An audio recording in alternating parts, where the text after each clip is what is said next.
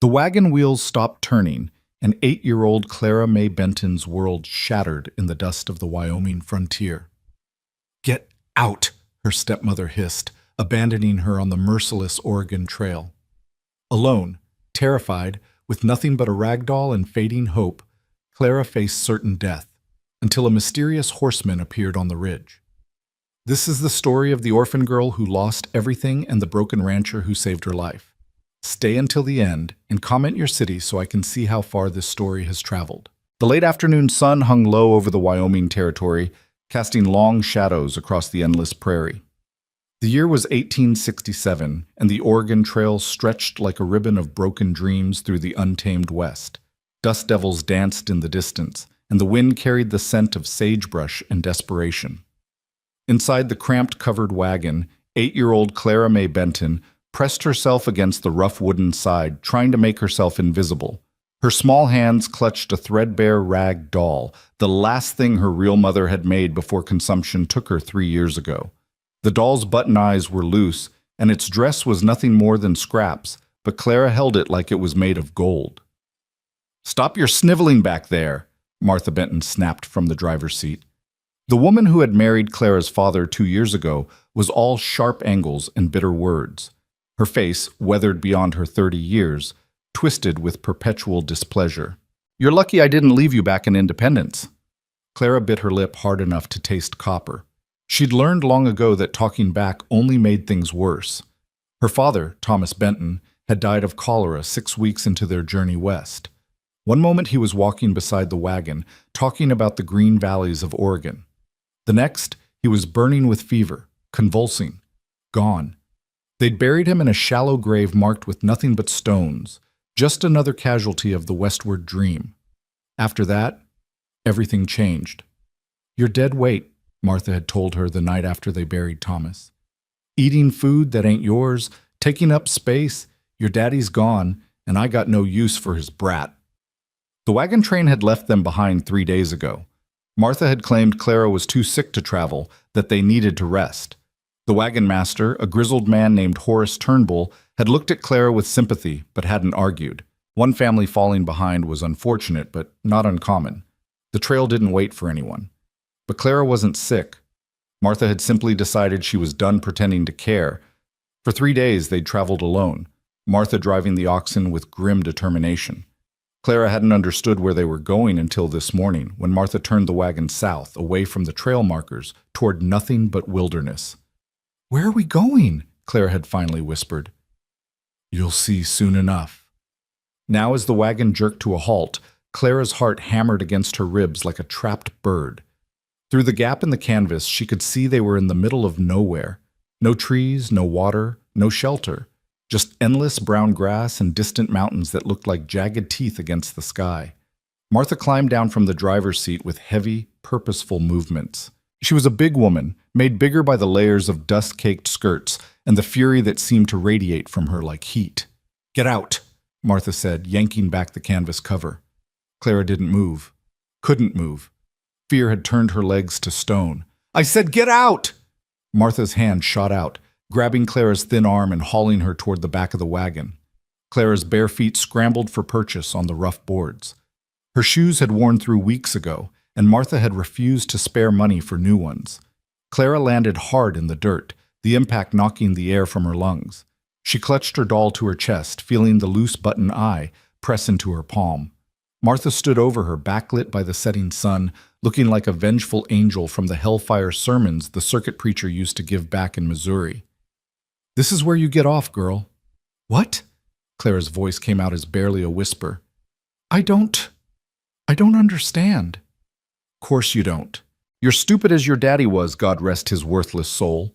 Martha walked back to the wagon and grabbed a small bundle, Clara's only other dress, torn and faded, and a tin cup. She threw them on the ground beside Clara. "There. I'm being generous. That's more than you deserve." But you can't." Clara scrambled to her feet, her entire body shaking. "You can't leave me here. There's nothing here. No people, no town, no—" "Exactly." Martha climbed back onto the wagon seat and gathered the reins. "You've been nothing but a burden since your daddy died. Eating my food, using my supplies. Well, I'm done. You can find your own way now. Please. Clara ran forward, reaching for the wagon wheel. Please, I'll be good. I'll work harder. I won't eat much, I promise. Please don't leave me. Martha cracked the whip over the oxen's backs. The animals lurched forward, and the wagon wheel nearly caught Clara's hand. She stumbled backward, falling again into the dirt. You'll die out here, Martha called back, not even turning around. But that ain't my problem no more. Your daddy should have thought about that before he up and died on me, leaving me with nothing but debts and a useless child. Please, Clara screamed, her voice breaking. Mama, please. But Martha Benton wasn't her mama, had never been her mama, and the word died in the empty air. Clara ran after the wagon, her bare feet pounding the hard-packed earth. Don't leave me, please, I'll die, please. But the wagon kept moving, pulling away faster than Clara's small legs could run. Within minutes, it was 50 yards away. Then 100. Then it was just a shape in the distance, a dark spot against the golden prairie, growing smaller and smaller until it disappeared over a rise. And then Clara was alone.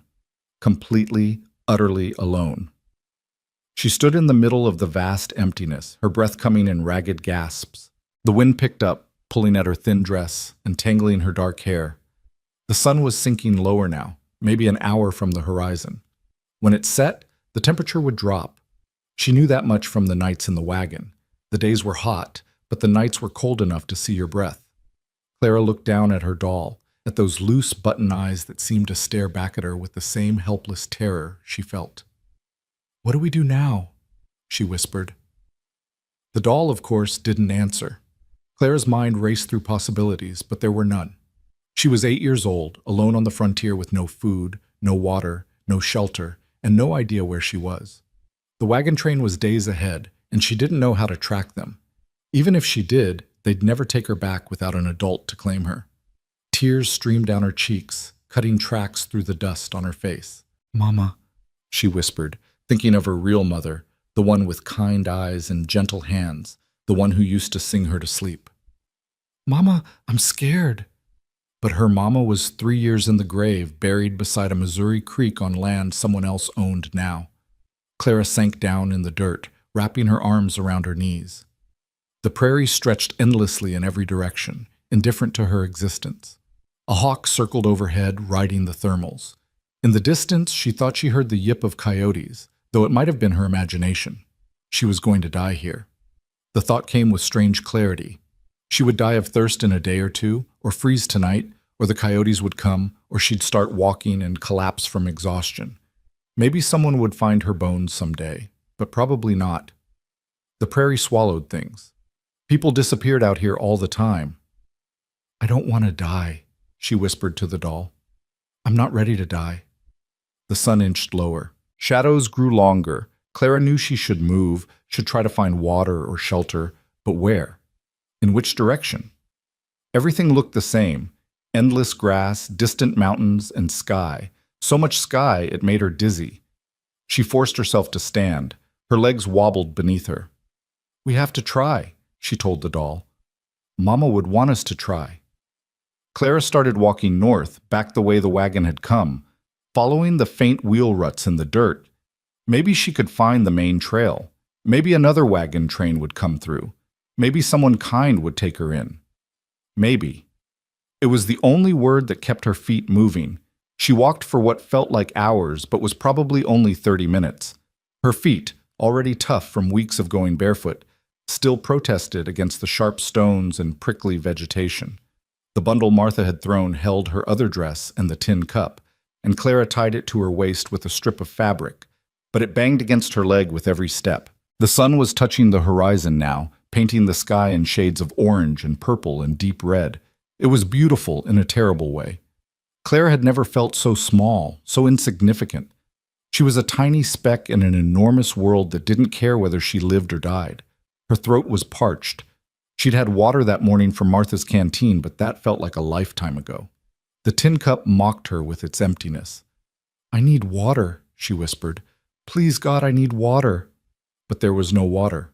No creek, no stream, no miracle spring bubbling up from the earth, just dry grass and drier air. Clara's legs began to shake.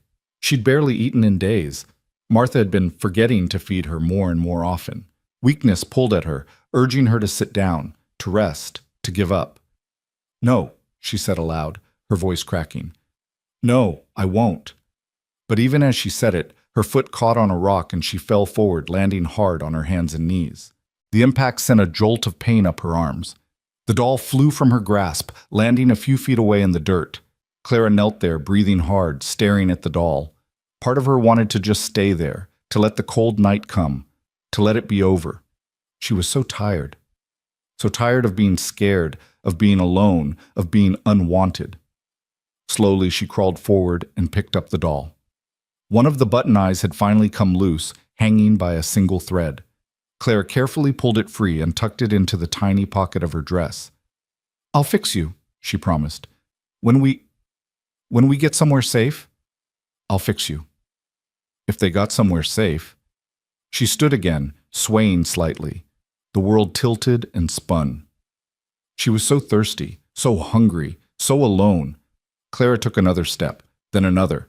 She fixed her eyes on a distant ridge, barely visible in the fading light, and made that her goal. Just get to the ridge. Then she could rest. Just get to the ridge. Behind her, the vast empty prairie stretched endlessly. Ahead, the ridge seemed impossibly far. But Clara kept walking, one small bare foot in front of the other, because stopping meant dying, and she wasn't ready to die. Not yet. Oh. High on that distant ridge, Samuel Holt sat astride his black stallion, surveying his domain through a brass spyglass. At 42, he was the wealthiest rancher in 3 counties, owner of the sprawling Double H Ranch that stretched from the Medicine Bow Mountains to the Platte River Valley. His cattle numbered in the thousands. His horses were sought after from Denver to Cheyenne, and his name commanded respect, sometimes fear, throughout the Wyoming Territory. But none of it meant a damn thing. Samuel lowered the spyglass and rubbed his weathered face. He'd come up here to be alone, as he often did when the emptiness of his life became too much to bear. From this vantage point, he could see his ranch house in the valley below, a massive log structure with a wraparound porch built to house a family he'd never have. 10 years ago, his wife Catherine had died giving birth to their son. The boy had lived only 3 hours, just long enough for Samuel to hold him, to memorize his tiny face, to name him Thomas before he stopped breathing. They were buried together in the family plot on the hill behind the ranch, beneath a cottonwood tree Catherine had loved. Samuel had buried his heart with them. He'd thrown himself into work, building the ranch into an empire, acquiring land and cattle and horses until he was the richest man for 300 miles. But wealth couldn't fill the silence in his house. Success couldn't ease the ache that woke him at 3 a.m., reaching for a wife who wasn't there. His housekeeper, Maria Alvarez, kept things running. She cooked and cleaned and tried to mother him, though he didn't deserve it. His ranch foreman, Tom Jessup, managed the men and the herds. Everyone did their jobs, and Samuel paid them well, but he was just going through the motions, living without really being alive. He raised the spyglass again, scanning the empty prairie more from habit than purpose. The sun was almost down now, the last light painting everything gold and crimson. In another 30 minutes, it would be dark. Time to head back, to eat a dinner he wouldn't taste, to sit by a fire that wouldn't warm him, to sleep in a bed that felt too big. Movement caught his eye.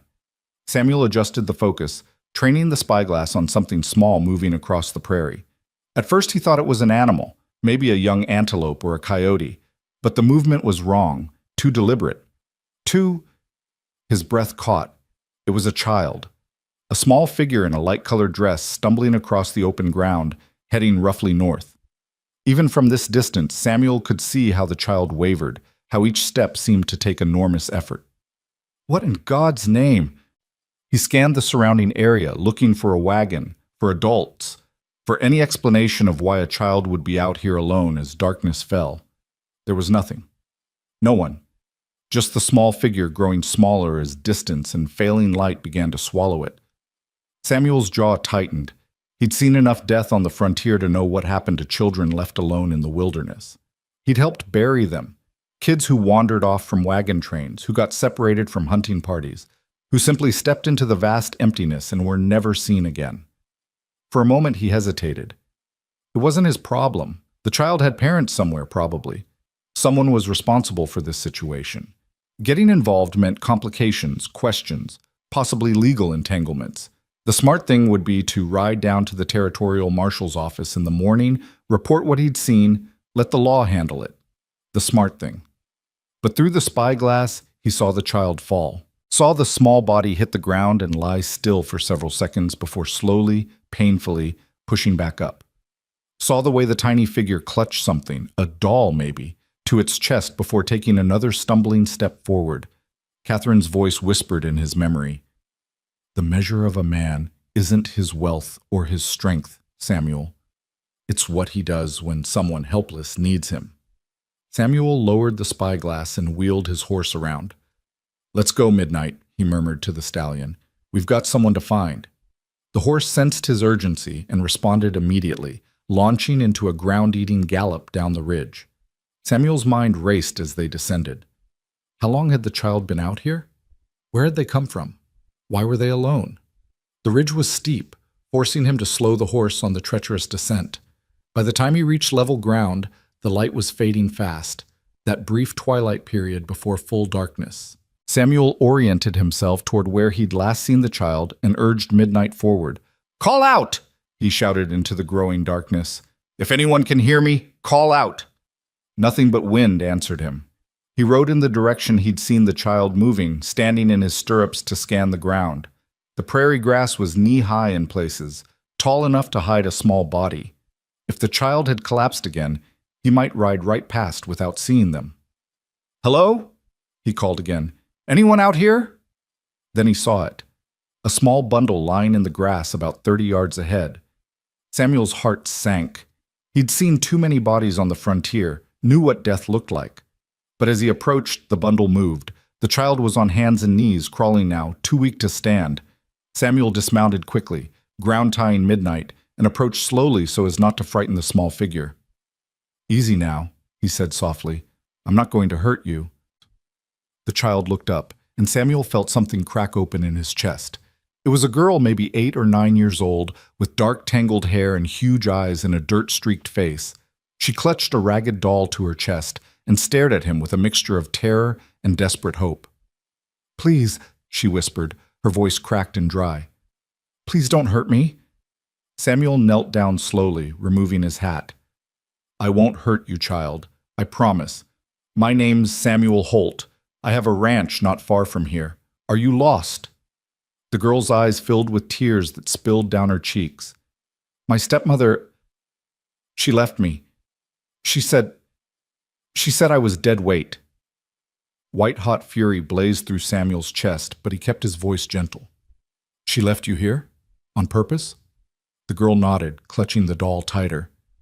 "My daddy died. On the trail. And she didn't want me anymore." Samuel had to take a slow breath to control his anger. What kind of woman abandoned a child in the wilderness? What kind of monster looked at this small, helpless creature and saw nothing but inconvenience? "What's your name?" he asked gently. "Clara May Benton." She swayed slightly, and Samuel realized she was at the end of her strength. "And this is Lily." She held up the doll, and Samuel saw that one of its button eyes was missing. "Well, Miss Clara May," he said, keeping his tone warm and steady, "I'm very pleased to make your acquaintance, and Lily's too. Now, I know you've had a terrible day, but I'm wondering if you'd do me the honor of coming back to my ranch for supper. My cook makes the best beef stew in the territory, and I believe she just baked an apple pie this morning." Clara stared at him, clearly wanting to trust but afraid. I don't have any money. I can't pay." "Good thing I don't charge little girls for supper," Samuel said with a small smile. "It's against my policy. Bad for business." The tiniest smile flickered across Clara's face before fading. What if you're mean? What if you're like her?" Samuel's heart broke a little more. This child had learned not to trust, and he couldn't blame her. "That's a fair question," he said seriously. "I can't prove I'm not mean just by saying so. But I can tell you this. I've got a housekeeper named Maria who runs my household and doesn't stand for any nonsense. If I was mean, she would have boxed my ears and quit years ago. And I've got ranch hands who've worked for me for over a decade. Mean men don't keep good people around." Clara considered this. her young mind working through the logic. Finally, she nodded slightly. Okay. Okay, you'll come. Yes, sir. Good. Samuel stood and held out his hand. Can you stand? Clara tried, but her legs buckled. Samuel caught her before she fell, feeling how light she was, how thin beneath the threadbare dress. Fury at her stepmother blazed anew, but he pushed it down. Right now, this child needed help, not his anger. Here, he said gently. I'm going to pick you up and put you on my horse. Is that all right? Clara nodded, too exhausted to protest. Samuel lifted her carefully. She weighed almost nothing, and settled her in the saddle. She clutched her doll with one hand and gripped the saddle horn with the other. Samuel mounted behind her, one arm around her waist to keep her steady. Just lean back against me, he said. I won't let you fall. As they started back toward the ranch, Clara's head dropped against his chest. Within minutes, she was asleep, her body finally surrendering to exhaustion. Samuel held her carefully, this small broken creature that someone had thrown away like trash. The ranch house was lit up in the distance, warm lamplight glowing in the windows. As they rode closer, Samuel found himself thinking about empty rooms that had stayed empty for 10 years. About a nursery he couldn't bear to enter. About toys packed away in a trunk, waiting for a child who would never play with them. About how maybe, just maybe, God had put him on that ridge tonight for a reason. The horse's steady rhythm lulled Clara deeper into sleep as they approached the ranch. Samuel could feel her small body completely relaxed against him now, her breathing soft and even. In her hand, the ragged doll hung limply, and Samuel found himself wondering about the story behind it, who had made it, when, and with what hopes for this child's future. The Double H Ranch spread before them in the gathering darkness like a small town unto itself. The main house dominated the landscape, a 2-story log structure with broad porches and river stone chimneys. Flanking it were the bunkhouse where his ranch hands lived, the massive barn that could shelter 50 horses, the smokehouse, the spring house, and various outbuildings that supported the operation of a working cattle empire. Corrals stretched in neat geometric patterns, and beyond them, thousands of acres of prime grazing land rolled toward the mountains. Samuel had built all of this with Catherine in mind, planning for the family they would raise, the dynasty they would create. Now it stood as a monument to dreams that had died with her. As they entered the main yard, the front door burst open and Maria Alvarez rushed out, wiping her hands on her apron. She was a sturdy woman in her early 50s with steel gray hair pulled back in a severe bun, but her dark eyes were warm and intelligent. She'd been with Samuel since before Catherine died, had held him when he wept at his wife's graveside, had kept the household running when he wanted to crawl into a bottle and never come out. "Senor Samuel," she called in her accented English. "Where have you been? Dinner is getting cold and—" She stopped abruptly when she saw the child in his arms. "Dios mío, who is this?" "Her name's Clara May," Samuel said quietly, dismounting carefully so as not to wake her. "I found her on the prairie, abandoned." Maria's expression shifted from surprise to fury to tender compassion in the space of a heartbeat. "Abandoned? Who would—" She cut herself off, moving closer to examine the child. Her practiced eyes took in the dirty face, the tangled hair, the too thin body beneath the threadbare dress. "Bring her inside, quickly, before the night air makes her sick." Samuel carried Clara up the porch steps and into the house. The warmth hit him immediately. Maria always kept the fires burning and the lamps lit, refusing to let the house become as cold and empty as Samuel's heart. She led him upstairs to one of the unused bedrooms, turning down the quilts on a 4-poster bed that dwarfed the small figure in his arms. "Should I wake her?" he asked. "No, let her sleep. But we need to get her out of these rags and cleaned up. She probably has not bathed in weeks." Maria moved to the washstand and poured water from the pitcher into the basin. "You go. This is women's work." Samuel hesitated, looking down at Clara's sleeping face. Even in rest, there was tension around her eyes, a wariness that no child should carry. "Who did this to her?" Maria asked softly. "Her stepmother. The child's father died on the trail, and the woman just left her, drove away, and left her to die." The words tasted like poison in his mouth. Maria crossed herself. "Monstruo," she whispered. "Monster. But God sent you to find her, see? You were meant to be there. Maybe. Samuel carefully laid Clara on the bed, and she immediately curled into a ball, still clutching her doll. I'll leave you to it. Holler if you need anything. He turned to go, but Maria's voice stopped him. Señor Samuel? Yes? She is staying, no? This child, she is staying here? Samuel met her eyes and saw the hope there, the same hope he felt stirring in his own chest despite every logical reason to squash it. She's been through hell, Maria. I can't turn her out. Bueno. That is what I thought. Maria smiled, and it transformed her usually stern face. Now go. Let me make this Niña presentable. Samuel descended the stairs and headed for his study, but his foreman, Tom Jessup, intercepted him in the hallway.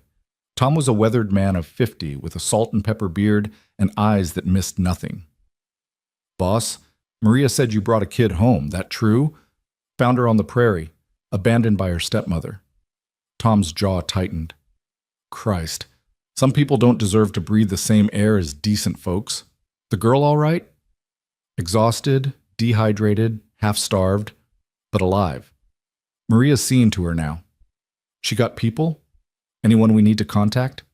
Samuel shook his head. Father's dead. The stepmother drove off and left her to die. Far as I'm concerned, that woman doesn't deserve to be called people. Agreed. Tom studied him carefully. You thinking of keeping her? The question hung in the air between them. Samuel hadn't voiced it yet, hadn't even fully formed the thought in his own mind, but hearing it spoken aloud made something click into place. I don't know yet, he said finally. But I won't send her to an orphanage, Tom. I won't have her passed from place to place like unwanted baggage. Tom nodded slowly. Might be good for you, for the house. It's been too quiet around here for too long. Don't get ahead of yourself. Right now she needs food and rest and safety. We'll figure out the rest later. But even as he said it, Samuel felt something shifting inside him, like ice breaking up after a long winter. He retreated to his study and poured himself a whiskey, staring into the fire without really seeing it. The house felt different tonight. The silence seemed less oppressive somehow, as if the simple presence of a child under his roof had changed the very air. Upstairs, Maria worked with gentle efficiency. She carefully undressed Clara, noting every bruise, every mark that spoke of rough treatment and hard travel. The child stirred occasionally but didn't wake, her body too desperate for rest to fully surface. Maria filled the basin with warm water and began washing the dirt from Clara's face and arms, humming a Spanish lullaby her own mother had sung to her. The child's dark hair was matted and tangled, full of prairie dust, and who knew what else. It would need a proper washing, but that could wait until morning. As she worked, Maria found herself remembering another child, another time. Her own daughter, Elena, lost to fever when she was just 7 years old. That had been 30 years ago, back in Mexico before she and her husband came north. Carlos had died 10 years later in a mine collapse, leaving Maria alone in a foreign land. She'd found work at the Double H Ranch just before Catherine Holt had gotten pregnant. Catherine had been kind to her, treating her as a friend rather than a servant. When Catherine died in childbirth, Maria had mourned her almost as much as Samuel had. She'd stayed on because someone needed to keep the household running, but also because leaving felt like abandoning Catherine's memory. Now, looking down at this small, abandoned girl, Maria felt something stir in her heart that she'd thought long dead. The maternal instinct she'd buried with Elena, the fierce protectiveness that had no outlet for 3 decades. Pobrecita, she whispered, brushing Clara's damp hair back from her forehead.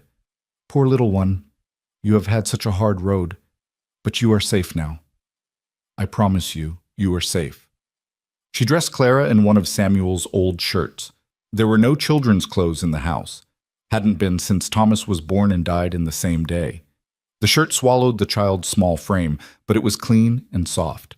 Maria tucked her under the quilts, adjusting the ragged doll so it lay beside her on the pillow.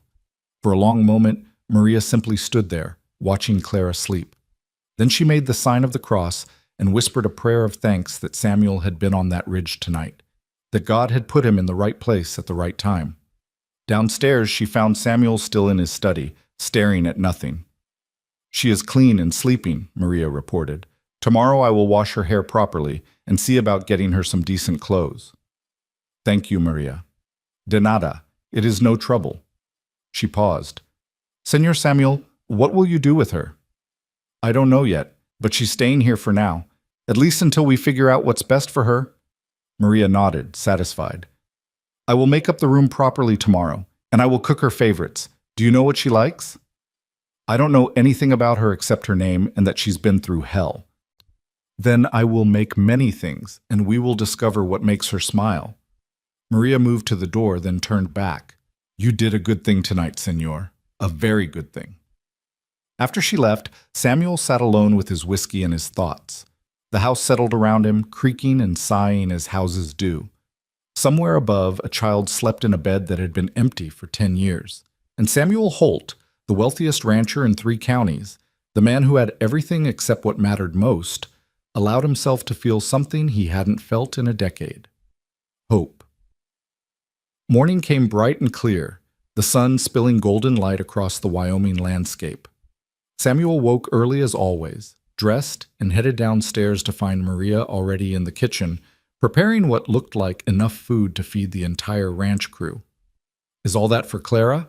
He asked. Si.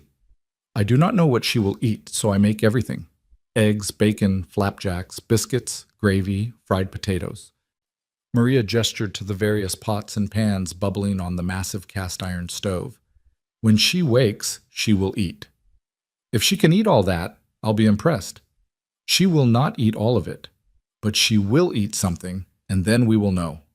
Maria cracked another egg into the skillet. You should go check on her. She may be frightened, waking in a strange place. Samuel climbed the stairs and approached the guest room quietly. The door was ajar, and he could hear soft sounds from within, not quite crying, but close. He knocked gently. Clara? May I come in? Silence. Then a small voice. Yes, sir. He pushed the door open to find Clara sitting up in bed, clutching her doll and looking around the room with wide, uncertain eyes. Her hair stuck up in all directions, and Samuel's shirt hung off one thin shoulder. Good morning, he said gently. Did you sleep well? Clara nodded slowly. Where am I? You're at my ranch, the Double H. Do you remember last night? I found you on the prairie? Her face crumpled slightly. I thought maybe I dreamed it, that I was still out there. No dream. You're safe now. Samuel moved closer but maintained a respectful distance. Are you hungry? My housekeeper Maria has been cooking up a storm downstairs. Clara's stomach growled audibly, answering for her. She blushed. I'm sorry. Nothing to apologize for. Growing girls need to eat. He smiled. How about we get you downstairs and feed you properly? Clara slid out of the enormous bed, her bare feet dangling for a moment before touching the floor. She was so small, drowning in his shirt. Samuel felt that protective fury rise again at the thought of anyone abandoning this child. Can Lily come? Clara held up her doll. Of course, Miss Lily is a guest too. That earned him a tiny smile, the first real one he'd seen from her. Clara followed him downstairs, staying close, but not quite touching him. They entered the kitchen to find Maria setting out enough food for 6 people. Ah, buenos dias, niña, Maria beamed at Clara. Come, sit, you must be starving. Clara climbed onto a chair at the kitchen table, and Maria immediately began piling food onto a plate.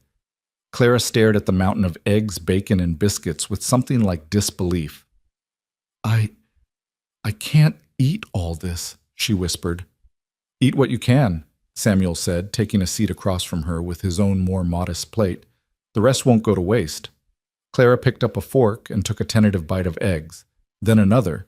Then she was eating faster, shoveling food into her mouth like she was afraid someone would take it away. Slow down, mija, Maria said gently. The food is not going anywhere. No one will take it from you. Clara forced herself to slow down, but Samuel could see the effort it took. How long had she been hungry? Weeks? Months? He thought about Martha Benton and what he'd like to do if he ever met the woman. None of it was civilized. Clara, he said carefully, I need to ask you some questions about what happened. Is that all right? Clara nodded, her mouth full of biscuit. You said your father died on the trail? She swallowed hard. Yes, sir, 6 weeks ago. It was cholera. He was fine in the morning, and by nighttime. She stared at her plate. They buried him beside the trail. We didn't even have a proper marker. I'm sorry. That must have been terrible. My real mama died 3 years ago, back in Missouri. Consumption. Clara's voice was flat, reciting facts. Papa said we needed a new start, so he married Martha, and we joined a wagon train headed for Oregon, but then he died, and Martha said I was dead weight. Maria made a distressed sound and crossed herself. Did she hurt you? Samuel asked quietly. Before she left you? Clara shook her head. Not really. She hit me sometimes, but mostly she just didn't care. After Papa died, she stopped pretending to be nice. She said I ate too much food and took up too much space, and she wished Papa had left me behind in Missouri. That woman deserves— Maria cut herself off, glancing at Clara. She deserves God's judgment. Do you have any other family? Samuel asked. Grandparents, aunts or uncles? No, sir. Papa said we were all that was left of the Bentons. His parents died before I was born, and Mama's family didn't want anything to do with us after she married Papa. They said he was beneath her. Clara took another bite of bacon. What's going to happen to me now? It was the question Samuel had been dreading.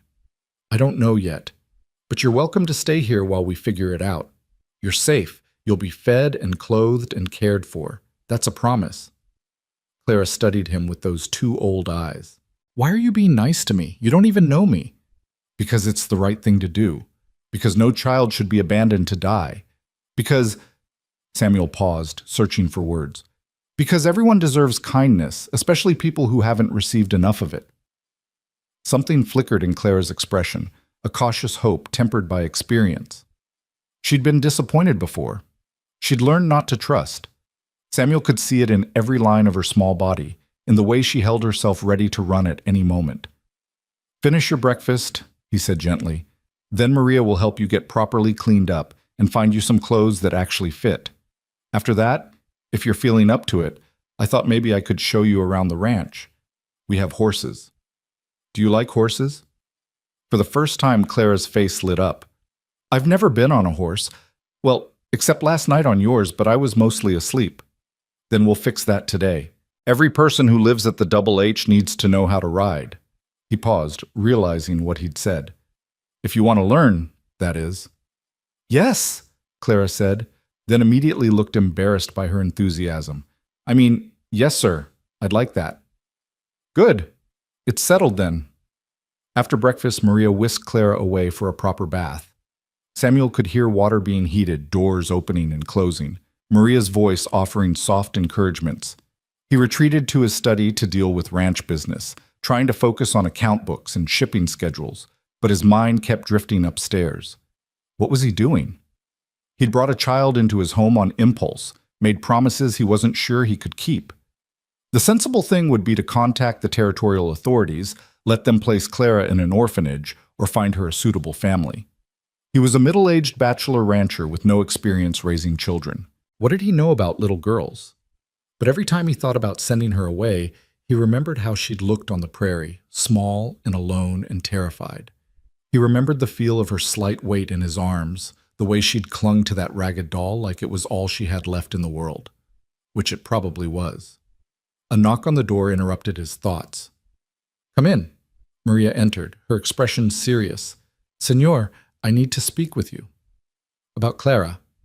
Si. I have bathed her and— Maria paused, choosing her words carefully. She has bruises. Old ones, mostly faded, but they tell a story. That woman hit her more than once, and she has scars on her back that look like they came from a switch or a belt. Samuel's hands clenched into fists. Christ. There is more. She is very thin, thinner than she should be. She has been underfed for a long time, I think. Months, maybe. And her feet, Dios, her feet are tough as leather from walking barefoot. Her shoes wore out and the stepmother would not replace them. That woman should hang, Samuel said flatly. Perhaps, but right now we must focus on the child. She needs clothes, proper shoes, good food, and time to heal. Not just her body, but her spirit. She is a frightened little bird, senor. It will take patience and kindness to help her trust again. I'm not good with children, Maria. I don't know what to say to her, how to act around her. You treat her with respect and kindness, which is what you have been doing. That is enough. Maria moved closer, her dark eyes intense. Senor Samuel, I see how you look at her. I see what is in your heart. You want to keep her, no? Samuel was quiet for a long moment. Then, yes. God help me. Yes. But wanting something doesn't make it right or possible. Why not possible? I'm a single man. The law might not allow it. And even if they do, what do I know about raising a daughter? I'd probably make a mess of it. You would not be alone. I am here. And you underestimate yourself, senor. You have a good heart, even though you have kept it locked away for 10 years. Maria's voice softened. That little girl needs a father. And you, I think, need a daughter. Sometimes God gives us what we need in unexpected packages. Before Samuel could respond, they heard light footsteps on the stairs. Clara appeared in the doorway, transformed. Maria had washed and braided her dark hair, revealing delicate features beneath the grime. She wore one of Maria's dresses, hastily altered to fit, and actual shoes, old ones of Maria's, stuffed with fabric to make them fit Clara's small feet. Well now, Samuel said, his throat tight. Don't you look fine? Clara twisted shyly, smoothing the skirt. It's too big, but Miss Maria said she'd make me proper clothes soon. You look perfect, Samuel said, and meant it. Ready to see the ranch? Clara nodded eagerly, and they headed outside into the bright morning. The ranch was in full swing now, horses being led to corrals, ranch hands moving between buildings, the distant sound of cattle lowing in the fields. The air smelled of hay and horses, and the peculiar scent of high prairie grassland. Samuel led Clara toward the main barn, aware of the curious glances from his men. He'd have to tell them something, but that could wait. Right now he wanted to see Clara smile again. In the barn, a dozen horses occupied the stalls, munching hay and swishing their tails at flies. Clara's eyes went wide. They're so big, she breathed. These are the workhorses and a few of my personal mounts. The rest of the herd is out in the pastures. Samuel walked down the row of stalls. This is Midnight. You met him last night. That's Thunder, and that's Sage, and over there is Buttercup. Buttercup? Clara giggled at the name. She's a gentle old mare, sweetest horse you'll ever meet. I thought maybe she could be your horse, if you'd like. Clara's mouth fell open. My horse? I could have my own horse? Well, she'd technically be mine, but you could ride her, take care of her, learn on her. Would you like that? Yes. Clara rushed to Buttercup's stall. The golden mare turned her head and nickered softly. Clara reached out tentatively, and Buttercup nuzzled her hand, searching for treats. Samuel felt something warm unfold in his chest. Here, he said, pulling a sugar cube from his pocket. Hold your hand flat, like this. He demonstrated, and Clara copied him. Buttercup delicately took the sugar cube, her soft lips barely touching Clara's palm. Clara laughed, a real, delighted laugh that echoed in the barn. She likes me. Of course she does. Buttercup has excellent taste. Samuel pulled out another sugar cube and handed it to Clara. You want to try giving her one yourself? For the next hour, Samuel showed Clara around the ranch, introducing her to the animals, explaining how everything worked. Clara absorbed it all with the quick intelligence of a bright child who'd been denied education and stimulation. She asked questions, good questions, and Samuel found himself enjoying the role of teacher. They were examining the new foals in the paddock when Tom Jessup approached, hat in hand. Boss, got a minute? Sure, Tom. Clara, you stay right here by the fence, all right? Don't climb over. Yes, sir. Samuel walked a few paces away with Tom, who glanced back at Clara before speaking in a low voice.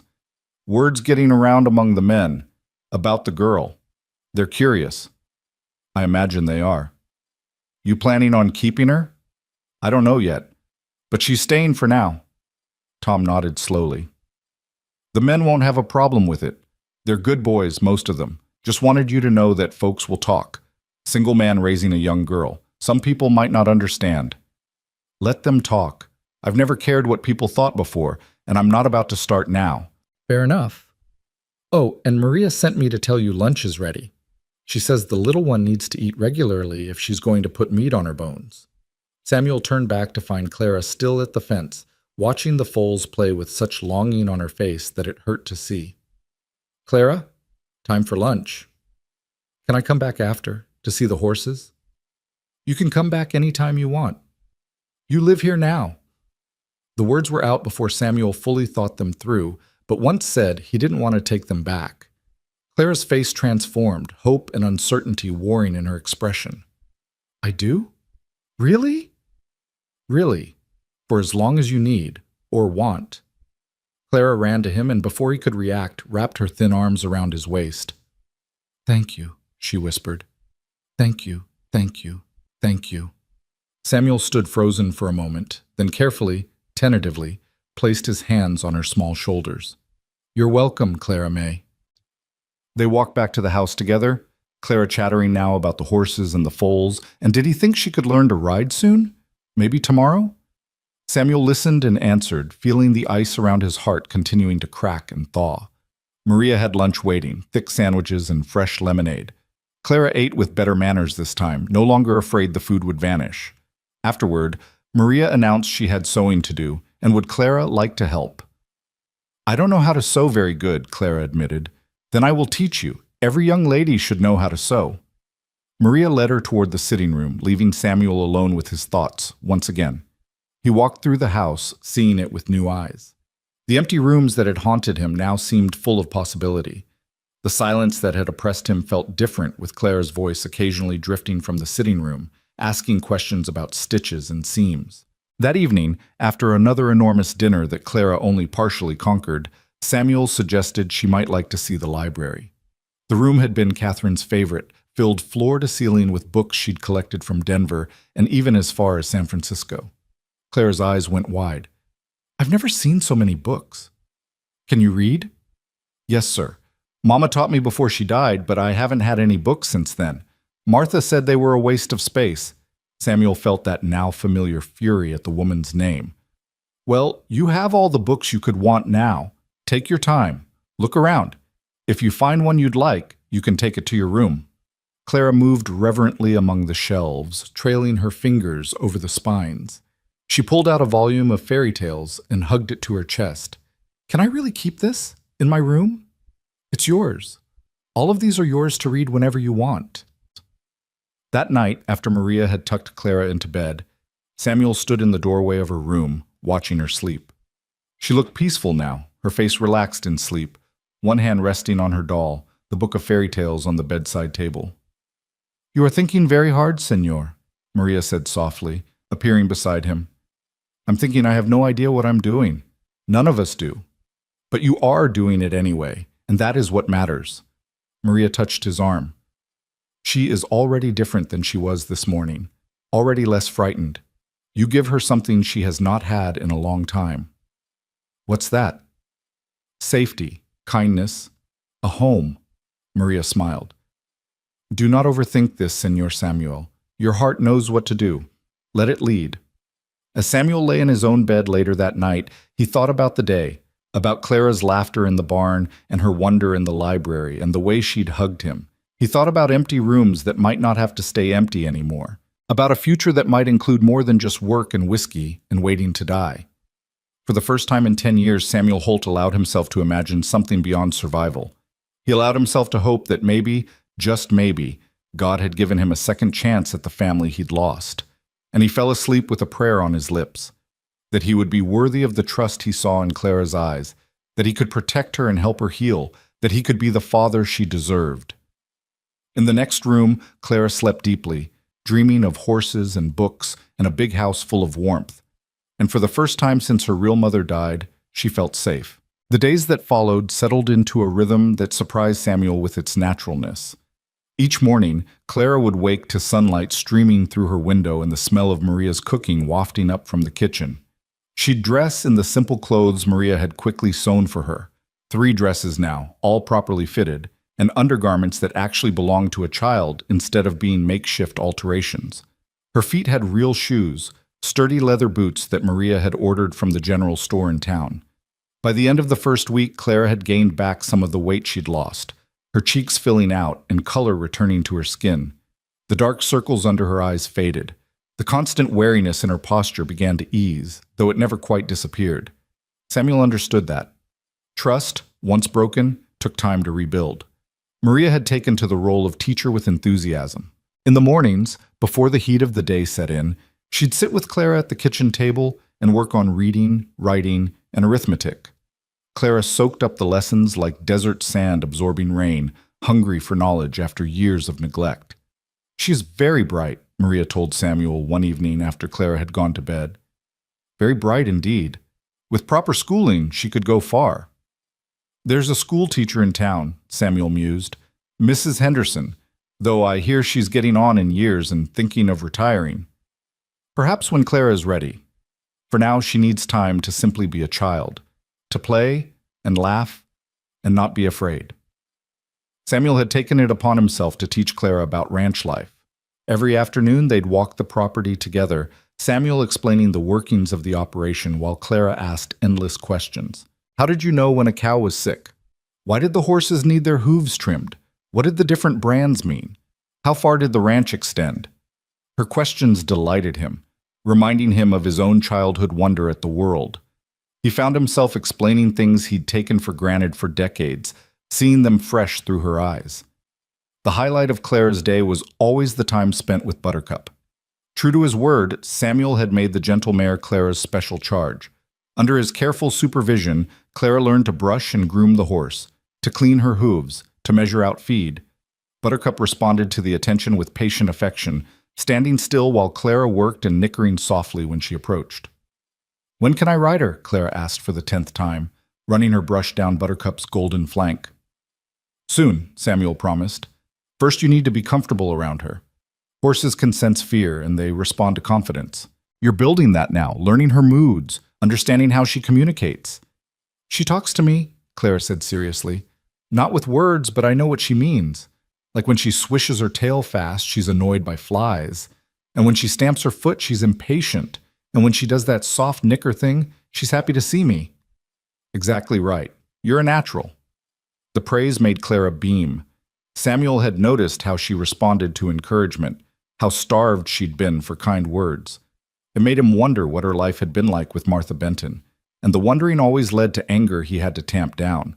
That woman had done her damage and was gone. All Samuel could do now was help Clara heal. On the 10th day, Samuel decided Clara was ready.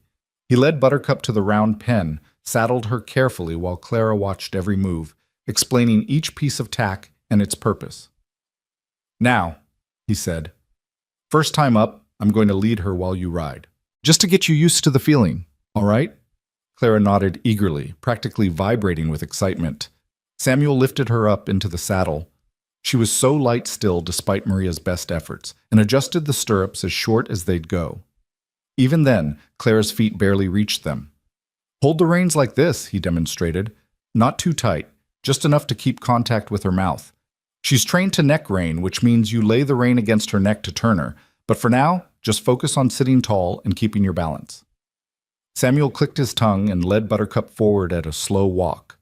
Clara swayed slightly, then found her balance, gripping the saddle horn with one hand.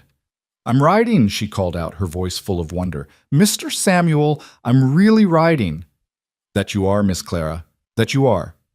They circled the pen several times, Samuel calling out instructions about posture and balance, Clara absorbing every word. By the end of 30 minutes, she was sitting confidently, no longer clutching the saddle horn, moving with Buttercup's rhythm instead of fighting it. "You're a natural," Samuel told her, and the smile she gave him could have lit up the night sky. That evening, as they sat down to dinner, Clara chattered nonstop about riding, reliving every moment. Maria and Samuel exchanged amused glances over her head, and Samuel felt something he hadn't experienced in a decade, the simple joy of family dinner conversation. "Tomorrow can we go faster?" Clara asked, attacking her roast chicken with enthusiasm. "We'll see. Gotta walk before you can run, little one." "I'm not that little. I'm 8.5. "My apologies. 8.5 is practically grown." Samuel's lips twitched with suppressed amusement. After dinner, they retired to the library, as had become their custom. Samuel would read aloud while Clara curled up in the big leather chair, sometimes following along in her own book, sometimes just listening. Tonight he was reading Treasure Island, doing different voices for the characters. Clara's eyes were wide as he described Long John Silver, and she gasped at all the right moments. When he finally closed the book for the night, Clara looked up at him with an expression so full of contentment that Samuel's chest tightened. "Mr. Samuel?" she said softly. "Yes, Clara? Can I ask you something?" "Of course." She twisted her hands in her lap, suddenly nervous. "Are you going to send me away?" The question hit Samuel like a physical blow. He set the book aside and knelt down beside her chair so they were eye to eye. "Why would you think that?" "Because everyone does. Mama died, then Papa, then Martha left me. Everyone leaves or sends me away. And I thought maybe—" Her voice cracked. "Maybe when you got tired of me, you'd send me away too." "Clara, look at me." He waited until her tear-filled eyes met his. "I'm not sending you away. Not now. Not ever. You belong here. This is your home. Promise?" "I promise. Cross my heart." He made an X over his chest, and Clara's lips trembled into a smile. "Can I call you Papa?" The words came out in a rush, as if she'd been holding them in for days. "Miss Maria said I should ask first, that it was polite, but I really want to, if it's okay, if you don't mind." Samuel felt his eyes burning. He thought of his son Thomas, who'd never gotten the chance to call him Papa, who'd barely lived long enough to open his eyes. He thought of all the empty years, all the silence, all the loneliness he'd wrapped around himself like armor. "I'd be honored," he managed, his voice rough. "I'd be honored if you called me Papa." Clara launched herself at him, wrapping her thin arms around his neck. Samuel held her carefully, afraid of holding too tight, afraid of letting go. This small, fierce creature who'd been thrown away like trash had somehow found the one crack in his armor and slipped through. "Papa?" she whispered against his shoulder, testing the word. "Papa." "That's right, sweetheart. I'm your papa now." They stayed like that for a long moment before Clara pulled back, wiping her eyes. "Does this mean Miss Maria is like my mama?" Samuel smiled gently. "Maria loves you very much, but she's not your mother. Your mama was Elizabeth Benton, and she loved you too. We can't replace her, and we shouldn't try. But Maria and I, we'll take care of you. We'll be your family." Clara nodded slowly, processing this. "Okay. Can I still call her Miss Maria?" "I think she'd like that." That night, when Samuel tucked Clara into bed, a ritual they'd fallen into naturally, she held his hand and looked up at him with those serious dark eyes. "Papa?" "Yes, sweetheart." "Thank you for finding me. On the prairie. Thank you for not riding away." Samuel's throat tightened. "Thank you for trusting me, for giving an old cowboy a chance to be someone's papa again." He kissed her forehead, something he'd never done before, and Clara's eyes drifted closed with a smile on her lips. As Samuel descended the stairs, he found Maria waiting in the hallway, her expression knowing. "She called you Papa." "She did." "And what did you say?" "I said yes." Maria's eyes glistened. "Bueno. Very good, Señor Samuel, or should I say, Papa Samuel." He laughed, surprising himself. "Just Samuel to you, Maria. Always." "She is healing," Maria said softly. "I see it every day. The fear in her eyes, it grows less. The nightmares come less often. She is beginning to trust that this is real, that we will not abandon her. She still has nightmares? See. Sometimes she cries out in the night. I go to her and she tells me she dreamed Martha came back for her, or that she is alone on the prairie again. But the dreams are becoming less frequent." Samuel's jaw tightened. "If I ever see that woman, you will do nothing, because you are a good man and because Clara needs you here, not in jail for assault." Maria's voice was firm. "The best revenge is Clara's happiness. Let that woman live with what she did. That is punishment enough." 3 weeks after Clara's arrival, Samuel made his monthly trip to town for supplies. He usually went alone, but today Clara begged to come along, and he found he couldn't refuse her. Maria made a list of items she needed, and they set out in the wagon drawn by 2 sturdy horses. The town of Medicine Bow was small but growing, positioned along the railroad line that had been completed a few years earlier. It boasted a general store, a saloon, a church, a small schoolhouse, and various other establishments necessary to frontier life. As Samuel drove the wagon down the main street, he was aware of the curious looks directed at Clara sitting beside him. "Stay close to me," he told her quietly. Town can be overwhelming if you're not used to it. Clara nodded, her eyes wide as she took in the bustle of activity. They tied up outside Harmon's general store, and Samuel helped Clara down from the wagon. Inside, the store smelled of coffee and pickles and new fabric. Mrs. Harmon, a plump woman with kind eyes, looked up from behind the counter. "Mr. Holt, good to see you. And who's this young lady?" Before Samuel could answer, Clara spoke up clearly. "I'm Clara May Benton. I live at the Double H Ranch now." Samuel felt a surge of pride at her confidence. Mrs. Harmon's eyebrows rose slightly, but she smiled warmly. "Well, welcome to Medicine Bow, Clara May. Any friend of Mr. Holt's is a friend of mine." As Samuel went through Maria's list, Clara wandered the store, examining everything with fascination. She lingered by the candy jars, and Samuel noticed. When Mrs. Harmon finished filling his order, he pulled out an extra coin. "Give Miss Clara whatever candy she'd like, within reason." Clara's face lit up. "Really?" "Really. But don't make yourself sick." She chose carefully, settling on peppermint sticks and lemon drops, thanking Mrs. Harmon with perfect manners that made Samuel proud. As they loaded supplies into the wagon, a man Samuel recognized as Chester Whitmore, owner of a neighboring ranch, approached. "Holt, heard you took in a stray." Whitmore's eyes flicked to Clara with something less than kindness. "Indian kid?" Samuel's voice went cold. "She's my daughter, and I'd appreciate you keeping a civil tongue in your head." Whitmore snorted. "Daughter? Come on, Holt. Everyone knows you're a widower with no children. Where'd she really come from?" "That's none of your damn business." Samuel's hand moved to rest on Clara's shoulder, protective and possessive. "Now, if you'll excuse us, we have business to attend to." As they drove away, Clara was quiet. Finally, she spoke in a small voice. "He didn't believe I was your daughter. Some people are small-minded and rude, pay them no mind. But I'm not really your daughter, not by blood." Samuel pulled the wagon to a stop at the edge of town and turned to face her fully. "Clara, listen to me. Family isn't just about blood. It's about who you choose to love and who chooses to love you back. You're my daughter in every way that matters. Anyone who says different can go to hell." Clara's eyes widened at the profanity, then she giggled. "You said a bad word." "I did. Don't tell Maria." "I won't." She sobered. "But Papa, what if someone tries to take me away? What if the law says I have to go somewhere else?" It was a fear Samuel had been harboring himself, though he'd tried not to show it. "Then we'll deal with it when it happens. But Clara, I promise you, I will fight for you. I will not let anyone take you if I can prevent it." She seemed satisfied with this answer, or at least willing to trust him. They drove home in companionable silence, Clara munching on her peppermints and Samuel thinking about Chester Whitmore's words. The man had a point, even if he'd been rude about it. Samuel had no legal claim to Clara. If someone challenged him, if the territorial authorities got involved, he could lose her. The thought was unbearable.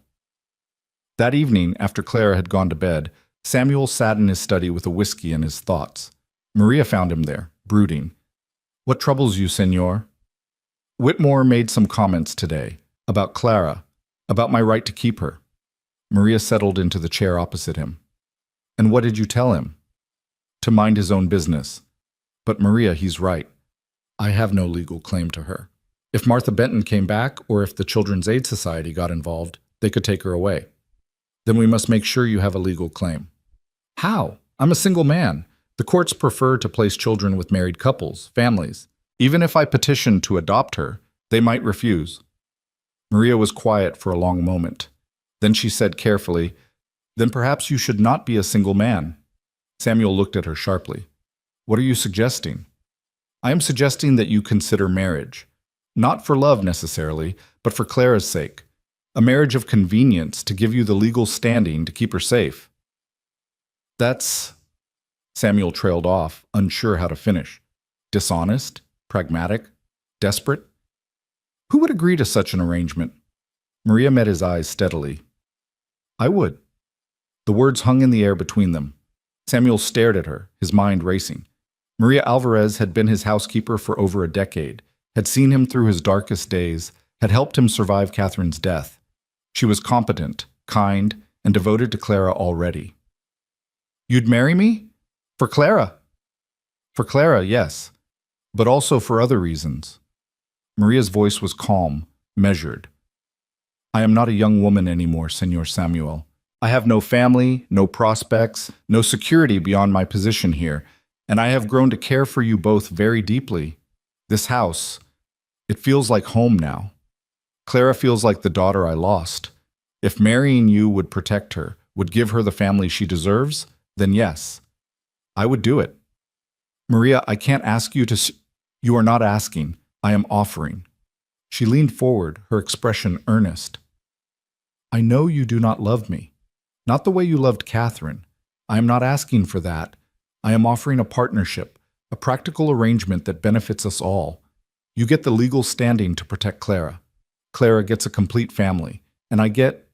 She paused. I get to be part of something good, something that matters. Samuel thought about it, turning the idea over in his mind. It made sense in a cold, practical way, but it also felt wrong somehow, like he'd be using Maria. It wouldn't be fair to you, he said finally. You deserve more than a marriage in name only. What I deserve is irrelevant. What matters is what is best for Clara. Maria's voice softened. Besides, Senor, who says it must remain in name only? We have respect for each other, affection even. We have lived under the same roof for years. Perhaps in time we could build something more. Perhaps, Samuel echoed, not quite able to imagine it. Catherine's memory still hung over him, a ghost he'd never fully laid to rest. Think about it, Maria said, rising. There is no rush. But if trouble comes, if someone threatens to take Clara, we should have a plan. After she left, Samuel sat alone with his whiskey and his thoughts. Marriage. The word felt strange, almost foreign. He'd been married once to Catherine, and it had been a great love story. Passionate, all-consuming, tragic in its ending. The thought of marrying again for reasons of pragmatism rather than passion seemed almost like a betrayal of her memory. But then he thought about Clara's question. Are you going to send me away? He thought about the trust in her eyes when she called him Papa, the way she was slowly healing under their care. If marrying Maria would protect her, would ensure she stayed safe and loved and cared for, wasn't that worth more than his romantic notions? Catherine's voice whispered in his memory, the measure of a man isn't his wealth or his strength, Samuel. It's what he does when someone helpless needs him. Samuel finished his whiskey in one swallow and made his decision. Whatever it took to keep Clara safe, he would do it, even if it meant marrying for convenience rather than love. The next morning, he found Maria in the kitchen and told her he'd thought about her offer. I'll do it, he said simply. If you're certain, if you understand what you're agreeing to, then yes. I'll marry you. Maria's face showed no surprise, only quiet satisfaction. I am certain. When? Let's wait a bit. Make sure Clara is settled. Make sure this is really what we want. If no trouble comes, maybe we don't need to rush into it. Maria nodded. That is wise.